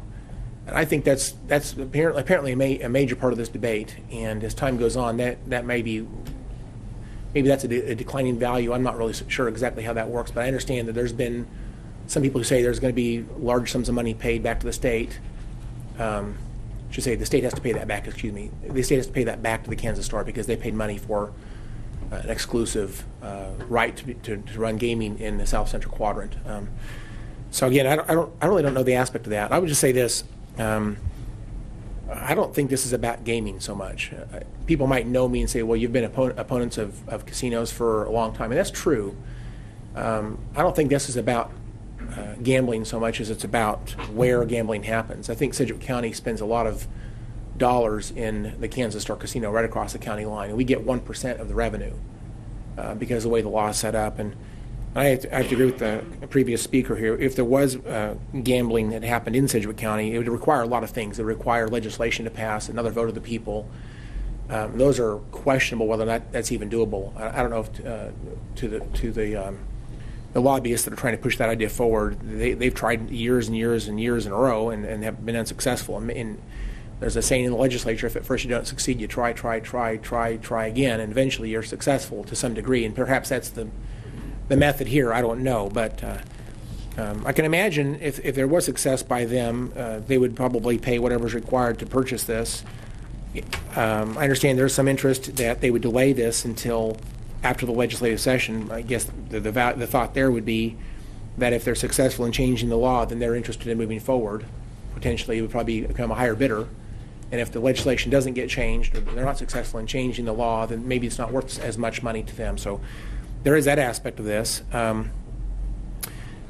Also, let me say that Senate Bill 66, which was passed, I think, in 2007, if I remember correctly, to set up the gaming quadrants in our state. Mulvane and Sumner County were successful in bringing that to their community. Again, I wasn't in favor of that at the time, but I'll tell you, the city of Derby and the city of Mulvane were very much in favor of that. And Mulvane specifically has invested a lot of money in infrastructure, planning on revenue to their community from the Kansas Star. And again, we get 1% from the Kansas Star, but they get, I believe, at least that much. I don't know the percentage that they get, but they get a fair amount of revenue, and they've planned infrastructure that depends on that revenue stream. So here we are, a number of years into this 25-year agreement, and essentially it's kind of like pulling the rug out from underneath all of those that kind of understood the law. This is not about gaming in Sedgwick County so much as it's about, I guess, keeping contracts. The intent of those contracts was to protect the capital investment by those that wanted this in Sumner County in the city of Mulvane. So what I see is if there's success by someone who wants to see gaming in Sedgwick County, a couple of things would happen. Number one, they have to change the law. It has to be another revote. Probably there's going to be litigation. There's going to be money paid back from the state back to Kansas Star for violating the contract. How much that is, I don't know. And if all that happens and someone was to put slots out at the Greyhound Park, some people might think that's a great idea. It is going to cost taxpayers money to the state to make that issue legal. But then I see a shifting of activity. I don't know if this is going to create any more gaming necessarily. I don't know if how much gambling happens will be significantly impacted. I do think that some people might gamble over their lunch hour. Maybe they don't do that now because it's a little bit further. If I understand correctly, the Kansas Star is about 12 miles south, and the Greyhound Park is about 8 miles north of downtown Wichita, so it's not significantly different in distance. And Sedgwick County citizens that might go south might just go north instead. Is it going to create jobs or economic great things for Sedgwick County? I don't think so. I think we're going to see some shifting of jobs from one location to the other, shifting of revenue from Mulvane to Park City. And I think it's likely if we sell this, they will annex the property. And so any advantages to Sedgwick County, should we sell this, they're going to be gone immediately because we're never going to see that revenue to Sedgwick County. And Mr. Ruffin could do parimutuel betting on Greyhound dog races right now if he wanted to. He doesn't want to, I guess. But there's nothing in the law that forces him not to do that. Okay, he could do that today if he wants to. It is a dilapidated property. It is a bit of a blight, and I'm sorry that's that way it is. But that's a choice that people who have the ability to make change can certainly change that if they want to under the current law. But shifting revenue and shifting jobs from one location that it has a great impact on Sedgwick County to another place in Sedgwick County, to me, is not economic growth. It potentially will cost the state money, and it's certainly not good for people in my district, City of Mulvane and City of Derby. A lot of those people work at the Kansas Star, and people in my communities have invested lots of money based on what they thought was a 25-year agreement. So I guess for me, for District 5, it's not, again, this is not about gambling so much, it's about where gambling happens. And the only thing that might be an advantage to Sedgwick County is if we don't sell this property and Mr. Ruffin is successful in changing the legislation, he'll put slots there regardless of whether this is owned by him or leased by him. I don't think that has any bearing on his decision to actually have slots. What the biggest challenge he's got is the state legislature, and nothing we do today is going to have any impact on that decision, I don't think. So I would agree with as far as I know, I've never talked with him about this, but I just presuming I understand, I guess, his perspective at least a little bit. I don't think this is a significant aspect of whether or not he's going to choose to put slots there. Really, it depends on the state, and it depends on the voters of Sedgwick County, potentially. And but if all those things are successful, we would be crazy at this point to sell this property because there's a potential additional 1% to Sedgwick County, which is millions of dollars. Why would we give that up now? And the future lease value of this right now, if I calculated this correctly, is over $1.8 million. We're already going to get $1.8 million no matter what we do today. Why would we sell it for 1.3 or something less than 1.8? That doesn't make sense to me. So I have to be a no on this. This doesn't make sense to me. And unless someone came in with a lot of money, I don't see any reason why we'd give up future revenue to Sedgwick County. That's the only advantage we have to sell this, potentially, is another 1% to Sedgwick County. And by selling this property today, we're giving that up. There's absolutely no reason to sell this property, so I can't support this today. Thank you, Mr. Chairman. Thank you, Commissioner. Commissioner O'Donnell. Thank you, Mr. Chairman. So the action we're taking today, we are not actually setting a time to sell this property. It would just give the commission the ability to put it out to auction. Correct. So, or any other. Yes, Mr. Sorry, Eric Hills, County Councilor, or any other method that we decide what you decide to do. Okay. This kind of gives us the freedom to do whatever we wish to do. Okay. Well, yeah, I share some of the concerns that Commissioner Howell mentioned earlier. seeing what happens in Topeka, I think, in regards to the gambling or the slots legislation is important because Sedgwick County would be sacrificing 1% of the 2% local tax potentially. So I think we need to keep working through that and figuring out what's the best way forward. But I'll be supportive of the motion today that we at least give the commission the opportunity to sell it in the future and hopefully in the most transparent way possible. So thank you, Mr. Chair. Thank you, Commissioner. Commissioner Dennis. Thank you, Mr. Chairman. Well, first of all, to answer Commissioner Ransow's question, yeah, I believe we need to be part of setting whatever the reserve price is if we decide to go to auction with it. So I think that that's a done deal. We talked, at least the discussion at the bench so far has really been a lot about gambling, and it's really not what we're looking at today. What we're looking at is a resolution for the sale of certain surplus property that we have out here. We can make all kinds of suppositions. Do we suppose that Mr. Ruffin wants to buy this? Don't know. Do we suppose that he's going to be successful to push legislation through the legislature? He's tried that a number of times and has been unsuccessful. Even if he is successful, we know that he'd have to pay, or someone, the state of Kansas would have to pay a huge amount of money. I heard from Commissioner Howell that we're going to have slots there one way or the other, whether we sell the property and it gets converted into gambling, or whether we rent the property and it gets converted into gambling. And that's not, again, we're back to gambling. That's not the issue that's before us. The issue before us is that whether or not that we are interested in selling certain real property that's owned by Sedgwick County. We have things that we can do with that funding. The sheriff is looking at a new records management system that's going to link the city of Wichita and the DA and the sheriff. We got some things that can be used, that funding can be used for, and right now it's not being used for anything. I hear about the 1% versus 2%. Well, right now it's 0%, and it's going to stay 0% unless the legislature changes the rules. So arguing 1% or 2% is not the issue that's before us today. The issue before us today is the resolution to sale of certain subject surplus property. So we can sit here all day and argue gambling, and that's not the issue that's before us. So I will be supporting the resolution. Thank you, Commissioner. Commissioner Ranzo. Thank you, Mr. Chairman. It's true that we're here to decide about what to do with this property, but I think the gambling issue does affect our decision on part of this property. On the parcel that are to the west, I'm fine. We can sell that. We can put that up for auction. But the others, it does have a financial impact because of whether or not gambling is going to come back. And the issue that was brought up earlier with respect to the idea that the state would have to pay millions of dollars if they change the law. I've heard upwards of $100 million or more. I've actually heard information on both sides, and so if I could become convinced that, to me, that would be cost prohibitive for the state. The state has to do that. I don't see them doing it. At which point, yes, I would agree it makes sense to sell it at that point at auction. But if that's not the case, and there is gambling coming back, I think it'd be in our best financial interest, because then we'd have even more money to take care of the same things you're talking about. So I guess I'm going to be very clear. I'm not permanently opposed to doing this with respect to the grant. I'll sell the land on the west right now to auction. That's fine.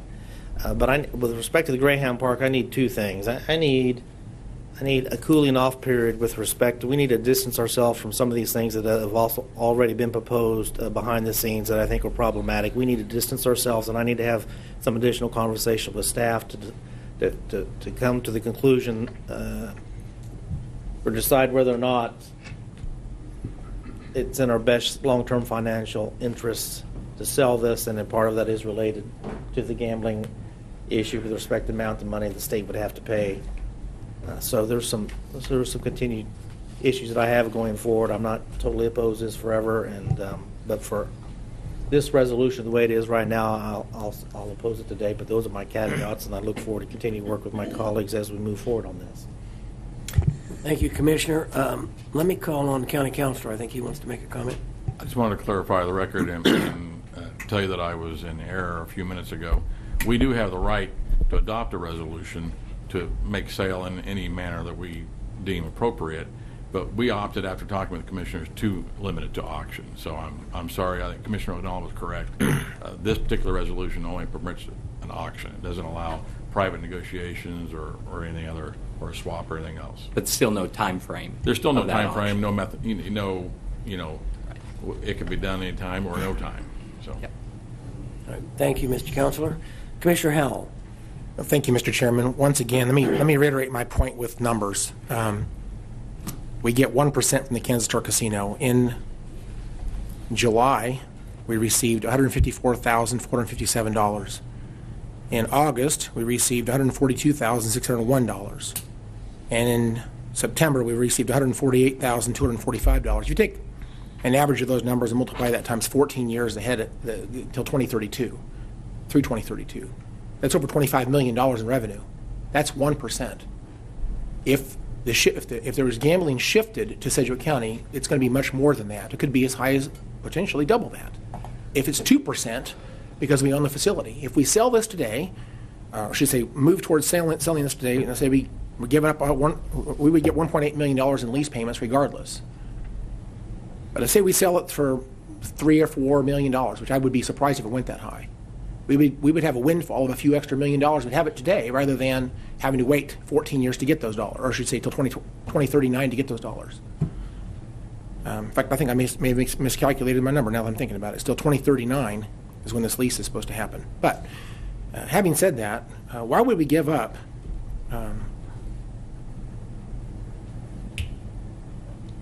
$25 million or more because we're anxious to get a couple $1 million today?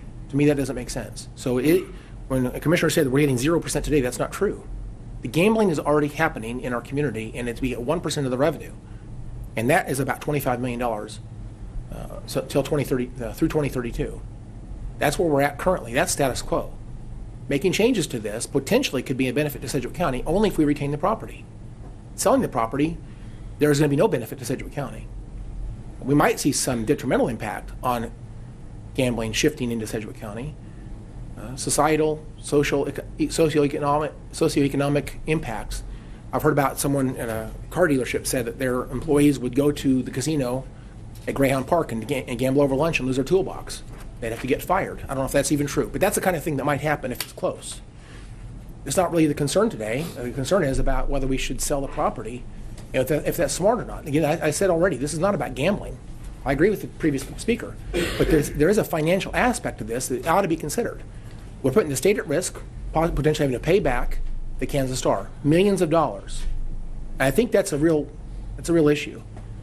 We're talking about probably violating the contract, which is why those payments would have to be made.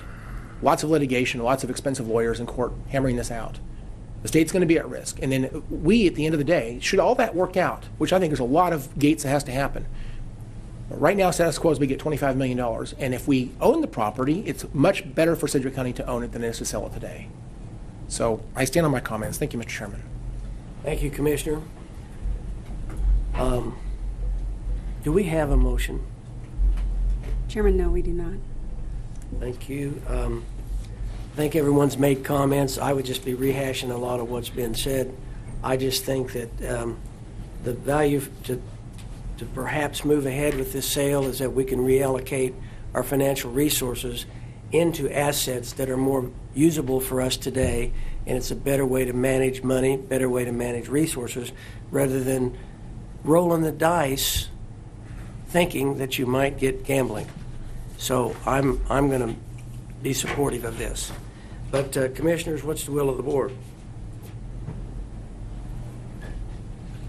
Mr. Chairman, I move that we adopt a resolution pursuant to the will of the Board of County Commissioners. Second. Motion and a second. Is there further comment? Seeing none, Madam Clerk, call the vote. Commissioner Dennis? Aye. Commissioner Ranza? No. Commissioner Howell? No. Commissioner O'Donnell? Aye. Chairman Unruh? Aye. Excuse me, aye. Pardon my voice. Will, thank you. Thank you. Next item. Item I, agreement between the City of Wichita and Sedgwick County for increased recovery fees to place animals in the Wichita shelter recovered by Sedgwick County Animal Control Program for the Division of Health. Commissioners, Mike Scholes, County Manager. I request that we at this time defer item I, and as a result of that, also, when I get to it, it would affect one of the consent agenda items, item uniform. But right now, with India, I'd like to have been in consultation with the City of Wichita, and we may have a way to work through and do a little more analysis on that and come back to you with that item. So for now, I'd like to defer item I. All right, thank you. Commissioners, are any objections? I'm going to do that when I get there. All right, seeing no objection, we will defer item I. And we'll call the next item, please. Item J, report of the Board of Bids and Contracts special meeting November 21st, 2017. Good morning, Mr. Chairman and Commissioners. Joe Thomas, Purchasing Director. The meeting that was conducted on November 21st of the Board of Bids and Contracts, we have one item to recommend to you, and this recommendation is to accept the proposal from Recheck Incorporated and establish contract pricing for 2 years with 2 one-year options to renew. I'll be happy to try and answer any questions you may have, and I recommend approval of this item. Commissioner Howell? I just want to say I make a motion to approve the recommendation of the Board of Bids and Contracts. Second. Thank you. Motion and a second. Any discussion? Madam Clerk, call the vote. Commissioner Dennis? Aye. Commissioner Ranzo? Aye. Commissioner Howell? Aye. Commissioner O'Donnell? Aye. Chairman Unruh. Aye. Thank you, So Commissioner. thank you this afternoon. Yes, sir. Oh, yes, I meant to say that, sorry. Next item. Consent agenda. Commissioners, Mike Scholes, County Manager. I recommend you approve consent agenda items Kilo through Zulu with the exception of uniform, which I just talked to, that's related to item India, and also Zulu that I'd like to defer to the December 6th BOCC. Okay, we have the recommendation on the consent to approve it with the exceptions of items U and Z. And Commissioner Ranzo. I'd like to make a motion that we approve the consent agenda with the exception of items Tango, Uniform, and Zulu. All right. Is there a second? Second. Thank you. Madam Clerk, call the vote. Commissioner Dennis? Aye. Commissioner Ranzo? Aye. Commissioner Howell? Aye. Commissioner O'Donnell? Aye. Chairman Unruh. Aye. And since items U and Z will be deferred, we need to see what's the will of the board on item T. And Commissioner Ranzo, do you want to make a motion or comment? Well, item T was is a community health assessment position. We had this discussion last time, and I'm just thought we were going to get some information, some feedback, some dialogue by staff. I've not received any dialogue or staff, and so I'm just kind of confused as to why this is back on the agenda. I think it's premature. But. Thank you, sir. Is there any other comment? Commissioner O'Donnell? Thank you. I know that I have spoke with Adrian as well as individuals from the Health ICT, which includes the YMCA, Via Christi, Hunter Health Clinic, and others about it. And I know just this week I was in a meeting with Commissioner Howell with a representative from Health ICT about this position. So I do believe it's been researched further. Thank you. Commissioner Ranzo? Well, I'm disappointed to see this. I think this is as I've said earlier, this promotes a progressive agenda. We've gone back and forth. It was last time it was a 3-2 vote. I expect it to be a 3-2 vote. The disappointing thing of this is this is being advanced not because it's good for our community, but because Commissioner O'Donnell got mad at me when I confronted him personally about his conduct up here. The very next day he started talking to people about putting this back on the agenda. He's admitted to me personally that he's doing this just to be personally vindictive and because he's angry.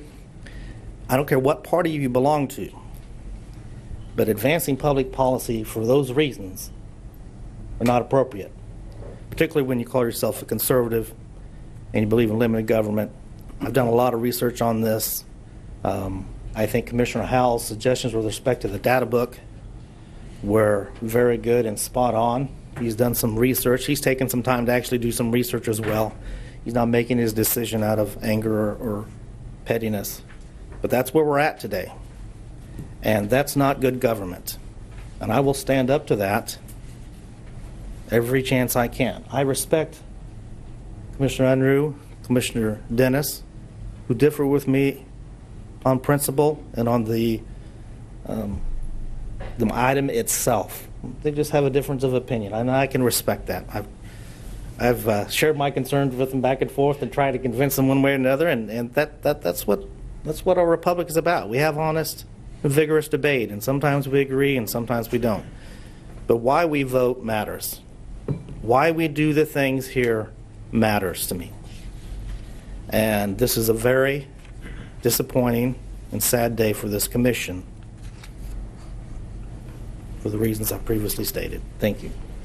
Thank you, Commissioner. Commissioner O'Donnell. Thank you, Mr. Chair. I hate to get into back and forth, but some of the things that Commissioner Ranzo said were completely not true. At the end of the day, the Board of County Commissioners is also the Board of Health. And we have a moral obligation and an elected obligation to support our health department. Arguably, after public safety, public health is the most important thing that we do. We have an incredible community with a number of nonprofit community partners that want to promote public health. Unfortunately, I took advice back during the budget process from Commissioner Ranzel that I believe was wrong to promote public health the best that we can. Having a public health assessment that is led by the Department of Health allows us to see what the needs in our community are today. I was short-sighted. It's not very often politicians say they were wrong, but I was wrong for eliminating that position back in the budget process. And so that's where I made a mistake. I'm not making a mistake today supporting this. These discussions have been going on continuously since the budget. So I will admit I made a mistake because I did not do what I needed to do, and that is promote our public health department.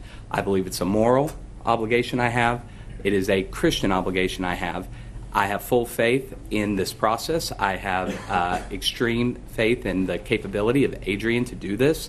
I am sorry for not promoting this back during the budget cycle. I will make that up to you. We need to do what we can. I see in this community every day we do have problems with access to health care.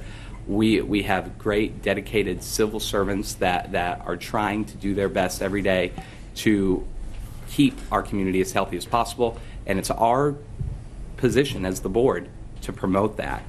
And this position, I think, is a critical component to not just our own department, but also to our partners as well. So I look forward to voting in favor of this today, but also to try to undo some of the damage that my vote back in July did, Mr. Chairman. Mr. Chairman, Thank you, Commissioner. I'd like to know exactly what it was that I said that was untrue.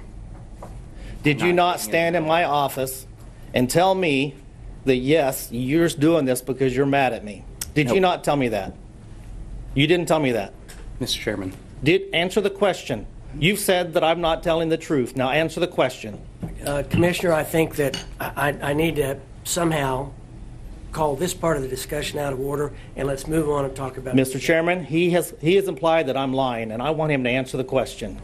I don't believe he's going to engage in that dialogue. We'll have to settle this some other way. I don't think he'll do that. The problem is, Commissioner O'Donnell is not somebody you can trust. He's being completely disingenuous, and he is lying. Commissioner, we need to refrain from that sort of dialogue. No, listen to me. The public needs to know that you cannot believe a single thing that comes out of that man's voice, out of that man's mouth, okay? Every single decision you make, Commissioner O'Donnell, is politically motivated. Okay. And you will say and do anything it takes to make yourself look good. And I'm tired of it. Okay. All right, you've had your say. I believe it's inappropriate to engage in that, but it's been said. No, his behavior is inappropriate. To use his position and to lie to the public the way he does is inappropriate, and someone needs to stand up to him. Okay, Commissioner, you've had your say. Commissioner Dennis. Thank you, Mr. Chairman. Actually, the reason it's back on the agenda today is because it's in the 2017 budget, but it was removed from the 2018 budget, and we're going to have to make a decision one way or the other between now and the end of the year. We only have a couple more meetings between now and the end of the year to decide whether or not that we believe that this is an important position to have in our budget or not. So I make a motion that we approve item Tango, approve the permanent staffing table for the Division of Health. I will second the motion. I've been consistent in my support of this. In our mission statement, it says that we try to provide a healthy environment. Part of our value systems is community engagement and talking with our citizens, and that's what this is part of this person's responsibility. And so I will continue my consistent support in favor of it. Commissioner Howell? Thank you, Mr. Chairman. I have a number of comments and maybe a couple of questions for Adrian as well. But when this was discussed this last budget cycle, there was comments made by, I think, all 5 commissioners, and maybe I'm wrong about that, but there was some seemingly agreement that the process had gotten overly political. And let me point out some of the points of that. Some of the comments that are in this document are opinions and not based on statistical data collection. They brought in providers, health providers from all over the community, and they brainstormed, placed their ideas on sticky walls, and used Dotmocracy to vote those ideas. And so a lot of those things made it into the document. Much of the data collection, which in my opinion, I got a copy of the community health assessment. My opinion is the number of people that they're collecting data from once every 3 years is woefully inadequate for the Board of Health to understand exactly how to make policy. So I'm not really very happy with the current process. I think we can do a lot better. And I've made a comment previously that, first of all, I don't have problems with funding a position, and maybe that would disappoint one of my colleagues, but the position is not the issue with me. It's what we do with the position. The process should be improved. We can do a lot better. This is a disappointingly political document. They make comments about reestablishing PrEP, which is basically sex education. We're supposed to educate the educators. We cut that position back in 2015 because we're talking about, I think, a 5th year of a 4-year program. We don't need to reestablish that. We've already done our job, so to speak, by finishing the program, and that needed to be defunded. We're not against sex education necessarily, but we don't need to fund that forever. It was intended to educate the educators, and I think we did our job. There's comments in here about gun control. There's comments in here about Medicaid expansion, or let me say Obamacare expansion, which is, look what's happening nationally. This is clearly a political football. We should not have a statistical document that's based on information gleaned from the community that is embedded with all kinds of political statements. And that's, unfortunately, is what this is. But I do think the data book, to me, has value. This was last done, if I understand correctly, please correct me if I'm wrong, but last time this was done was published in March of 2012. And this is a very, very good document in terms of it bases all kinds of information about community health, statistical community health, both the state and local and regional areas. To me, this is exactly what I would want. If we're going to be Board of Health and try to make policy decisions on how to improve public health, this is the kind of data that I need. And I talked with someone from the Health ICT just yesterday. I said, really, this is a superior document. This is tremendous. And I think that supporting something like this is something I could get behind. I want this data, in fact, not just a single snapshot, but multiple snapshots so you can see health trends over time. To me, that's, as a policymaker, that's what I want to see. So I don't mind funding this. That's not my question. My question is what's the process that's being proposed here? Is it status quo, community health assessment, no changes, and community health improvement plan with a political part of this that basically isn't helpful? And we're basically have a very small sample, and that data will not drive the document. That to me is not worth funding. But if we're talking about funding a real data collection and a real analysis, the policymakers can understand exactly what's going on in the community with regards to all kinds of health factors then that is something I can support. So I don't understand what it is what we're discussing today. Which is it? Is it the data book, or is it status quo community health assessment, community health improvement plan, and no changes? Which is it, please? Good afternoon, Adrian Byrne, Director of Division of Health. Both. The data book and then also the community health assessment. There are a variety of models that can be utilized when doing a community assessment, and that is something that we would be looking at next year, since the next community health assessment would be 19. What we do the year before is begin planning for that and researching models that can be used. So if we had support of this position, then we would be choosing that model that we would use and would be engaging the community, but would be able to see that through the end versus having to turn it over and then not being part of the finished product and then it being rolled out. So is the county going to be in charge of the process from start to finish? Assuming this gets funded year after year, is that the intent, is that the county is going to be in charge of the process from start to finish? That the health department, the Sedgwick County Health Department, Division of Health, leads that and facilitates. So when you say in charge, are we the ones that are we the backbone and the ones that lead it and get the people together, mobilize people? Yes. Would we be in charge of the final document? Yes, there would be input on the draft, but we would have the final input on the document that is submitted. So in that process, how are we going to keep it from getting liberal political policy injected into this by opinion, like what happened last time? I want to stay on data and use statistical analysis and let those kinds of things be understood by policymakers. To me, how do you ensure that that's going to be the process going forward? How do I know that if we fund this position, we're going to get a document that's, number one, actually based in science and data and statistical analysis, and not one that's just politically charged? And how do we ensure that process is going to be one we can support going forward? Well, when you involve the community in the process, which you really need to do to get a total community health assessment that just can't be on numbers. There has to be input from partners in the community. There are going to be opinions and beliefs that aren't necessarily supported by all, but still need to be heard. So if this position is supported, or when, next year we would be looking at the models that there are, because we may not utilize the model that was chosen 3 years ago for this, or 2 years ago. So that's something that we would put a lot of time and energy into researching. And it wouldn't be the same document because we would be with it from the beginning to the end versus kind of off and on.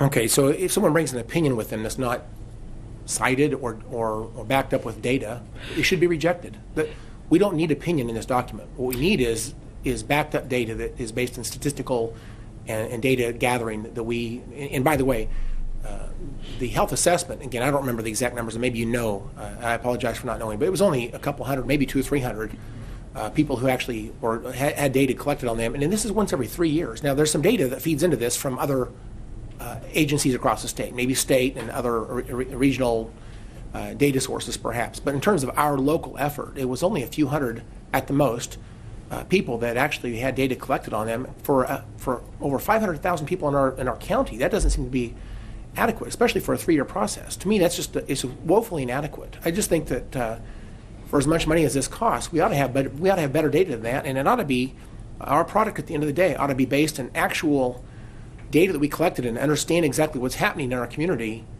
That should be what's driving the document, so the policymakers can make great decisions. But if that data is small, is woefully inadequate, and the opinions that are unsighted and not based on any actual legitimate data make their ways into this document, then we end up with the same problem we had this last time. This is not a useful document to me. In fact, I would ask my colleagues once again, has anybody actually used this document to make any policy decisions in the last, well, since this came out in this is brand new, 2017, but the health assessment was done in 2015. Has anybody made any decisions based on data that's available to them on any of these documents? I don't know that there has been. So this may be something that the community desires, but in terms of the Board of Health, it's not useful. to make it useful, I need different type of data. This is not the process that I want to support. If I can have some assurance that we're going to do things differently and we're going to be vigilant to keep opinions out of this. And let me make one example. On page 8 of the improvement plan, it says overall findings showed that a majority of respondents were insured, considered themselves healthy, and used routine care, including some preventative health services. That's a tremendous statement. But yet throughout this entire document, there's repeated over and over and over arguments for lack of health care. And to me, there's just it's discongruency throughout the document. I don't know what to make of this. So to me, if we're going to fund this, I want a quality document. This is not, in my opinion, the type of document that's useful to policymakers. I'm okay, as a Board of Health, I'm supportive of the idea of spending this money to get a pulse on the trend of public health issues in Sedgwick County. I want that data to make great decisions. That's what I need. If this is what we're talking about, this is not worth our money. If we have a better process, and I have assurance from you that we're talking about a better process, then I'm supportive.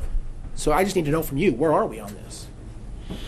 Well, right now, we're not, since the position isn't funded for 18, we're not in any kind of a planning process. So the person that is in that position right now is working with our community partners to get data from them on any progress they've made on the goals during 2017.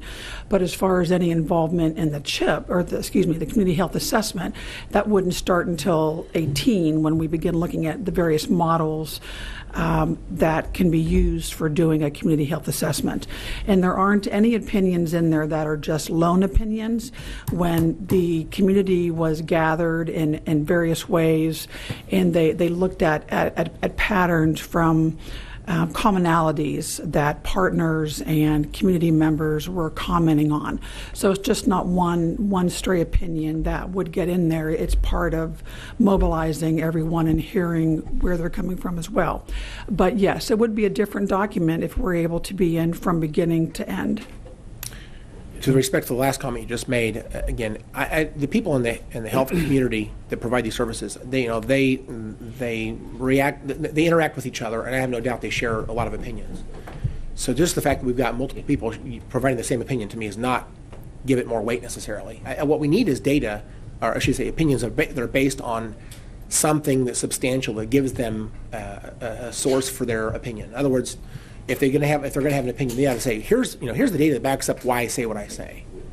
In other words, we've got to strip out the opinion that's not based on actual data that's been gathered or understood or analyzed. So I may marginally support this today, but I guess I would like to say, it sounds like there's 3 votes here, so it's going to pass regardless of what my opinion, but I would like to say that I would encourage those involved in this to please be vigilant to improve this process. We need a document as policymakers to help us understand what's going on in our community, and I want that desperately.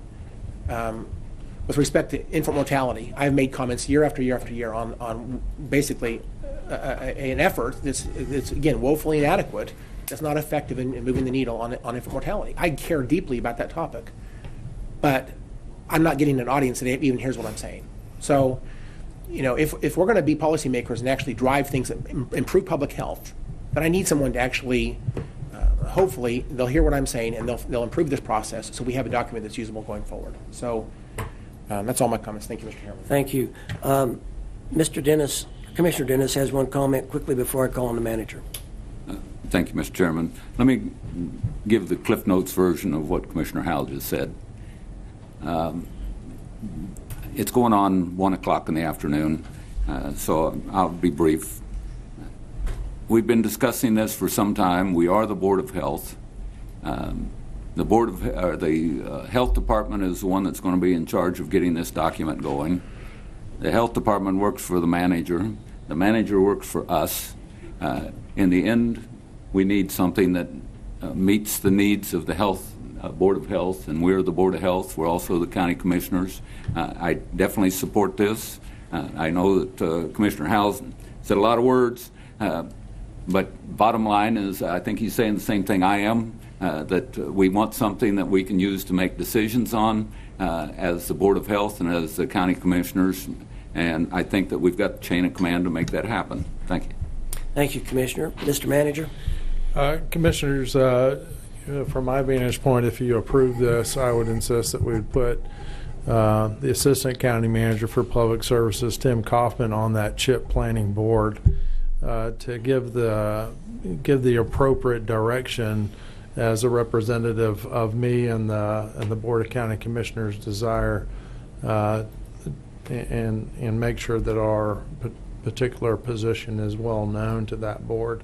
We didn't have that last time, and I also don't think that the CHA position person who is going to be responsible for the data collection is the appropriate one to give that voice. It definitely needs to be somebody up in the food chain a little bit to give the appropriate weight to make sure the consensus of the board and the strategic direction is given to this CHIP planning board. I think would be an appropriate thing to do. All right, thank you. Commissioner Howell? I'll just be very brief here. Based on your comments, Mr. Manager, again, I'll be marginally supportive, but I've been holding my breath and look for a much improved process. And again, with that, I'll support this today, but I really hope that we have a document that has high quality and something that's useful to us. Otherwise, we need to learn from our lesson, and not support something that's simply wasting tax dollars. So I'll support it for now, but thank you, Mr. Chairman. Thank you, Commissioner. Do we have a motion, Madam Clerk? Yes, sir, we do. Is there any more further discussion? Then Madam Clerk, call the vote. Commissioner Dennis? Aye. Commissioner Ranzau? No. Commissioner Howell? Aye. Commissioner O'Donnell? Aye. Chairman Unruh. Aye. Okay, and the next item? Legislative issues. Are there anything today? Okay. Then we are ready for other commissioners. Is there other things you want to bring before the public this afternoon? Seeing none, I will declare the meeting adjourned. Thank you.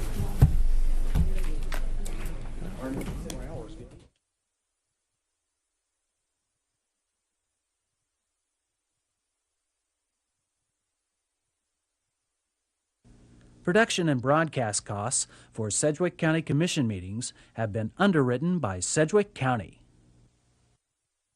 KPTS welcomes comments from the public on its broadcast of the County Commission hearings. Viewers are invited to write to County Commission Broadcast, KPTS 320 West 21st Street, Wichita, Kansas 67203.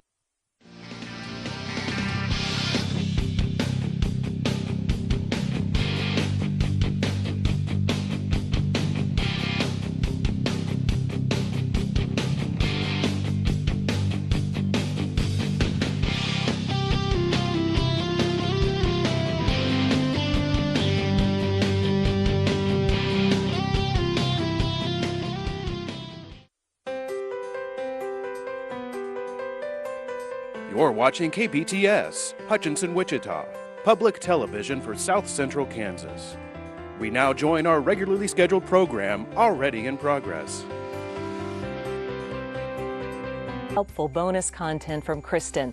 Discover 4 bonus food rules that are essential to achieve a healthy weight and restore your energy. Plus, her guide to grocery shopping for success will help you overcome some of the trickiest packaging myths that are preventing you from making the right choices at the store. The 4 DVD library also includes an exclusive question and answer session with Kristen. Find out if fasting is right for those with a healthy, active lifestyle and what percentage of dark chocolate is actually good for you. And this may be my favorite part. The New Rules of Food workbook is your on-the-go guide to maintaining a healthy diet with ease. It includes healthy recipes like grilled portobello mushroom burgers, black bean pasta with peppers and zucchini, and more. There are also helpful shopping lists, motivating tips and tricks, plus worksheets that you can use to track your progress and stay on top of your goals. This workbook includes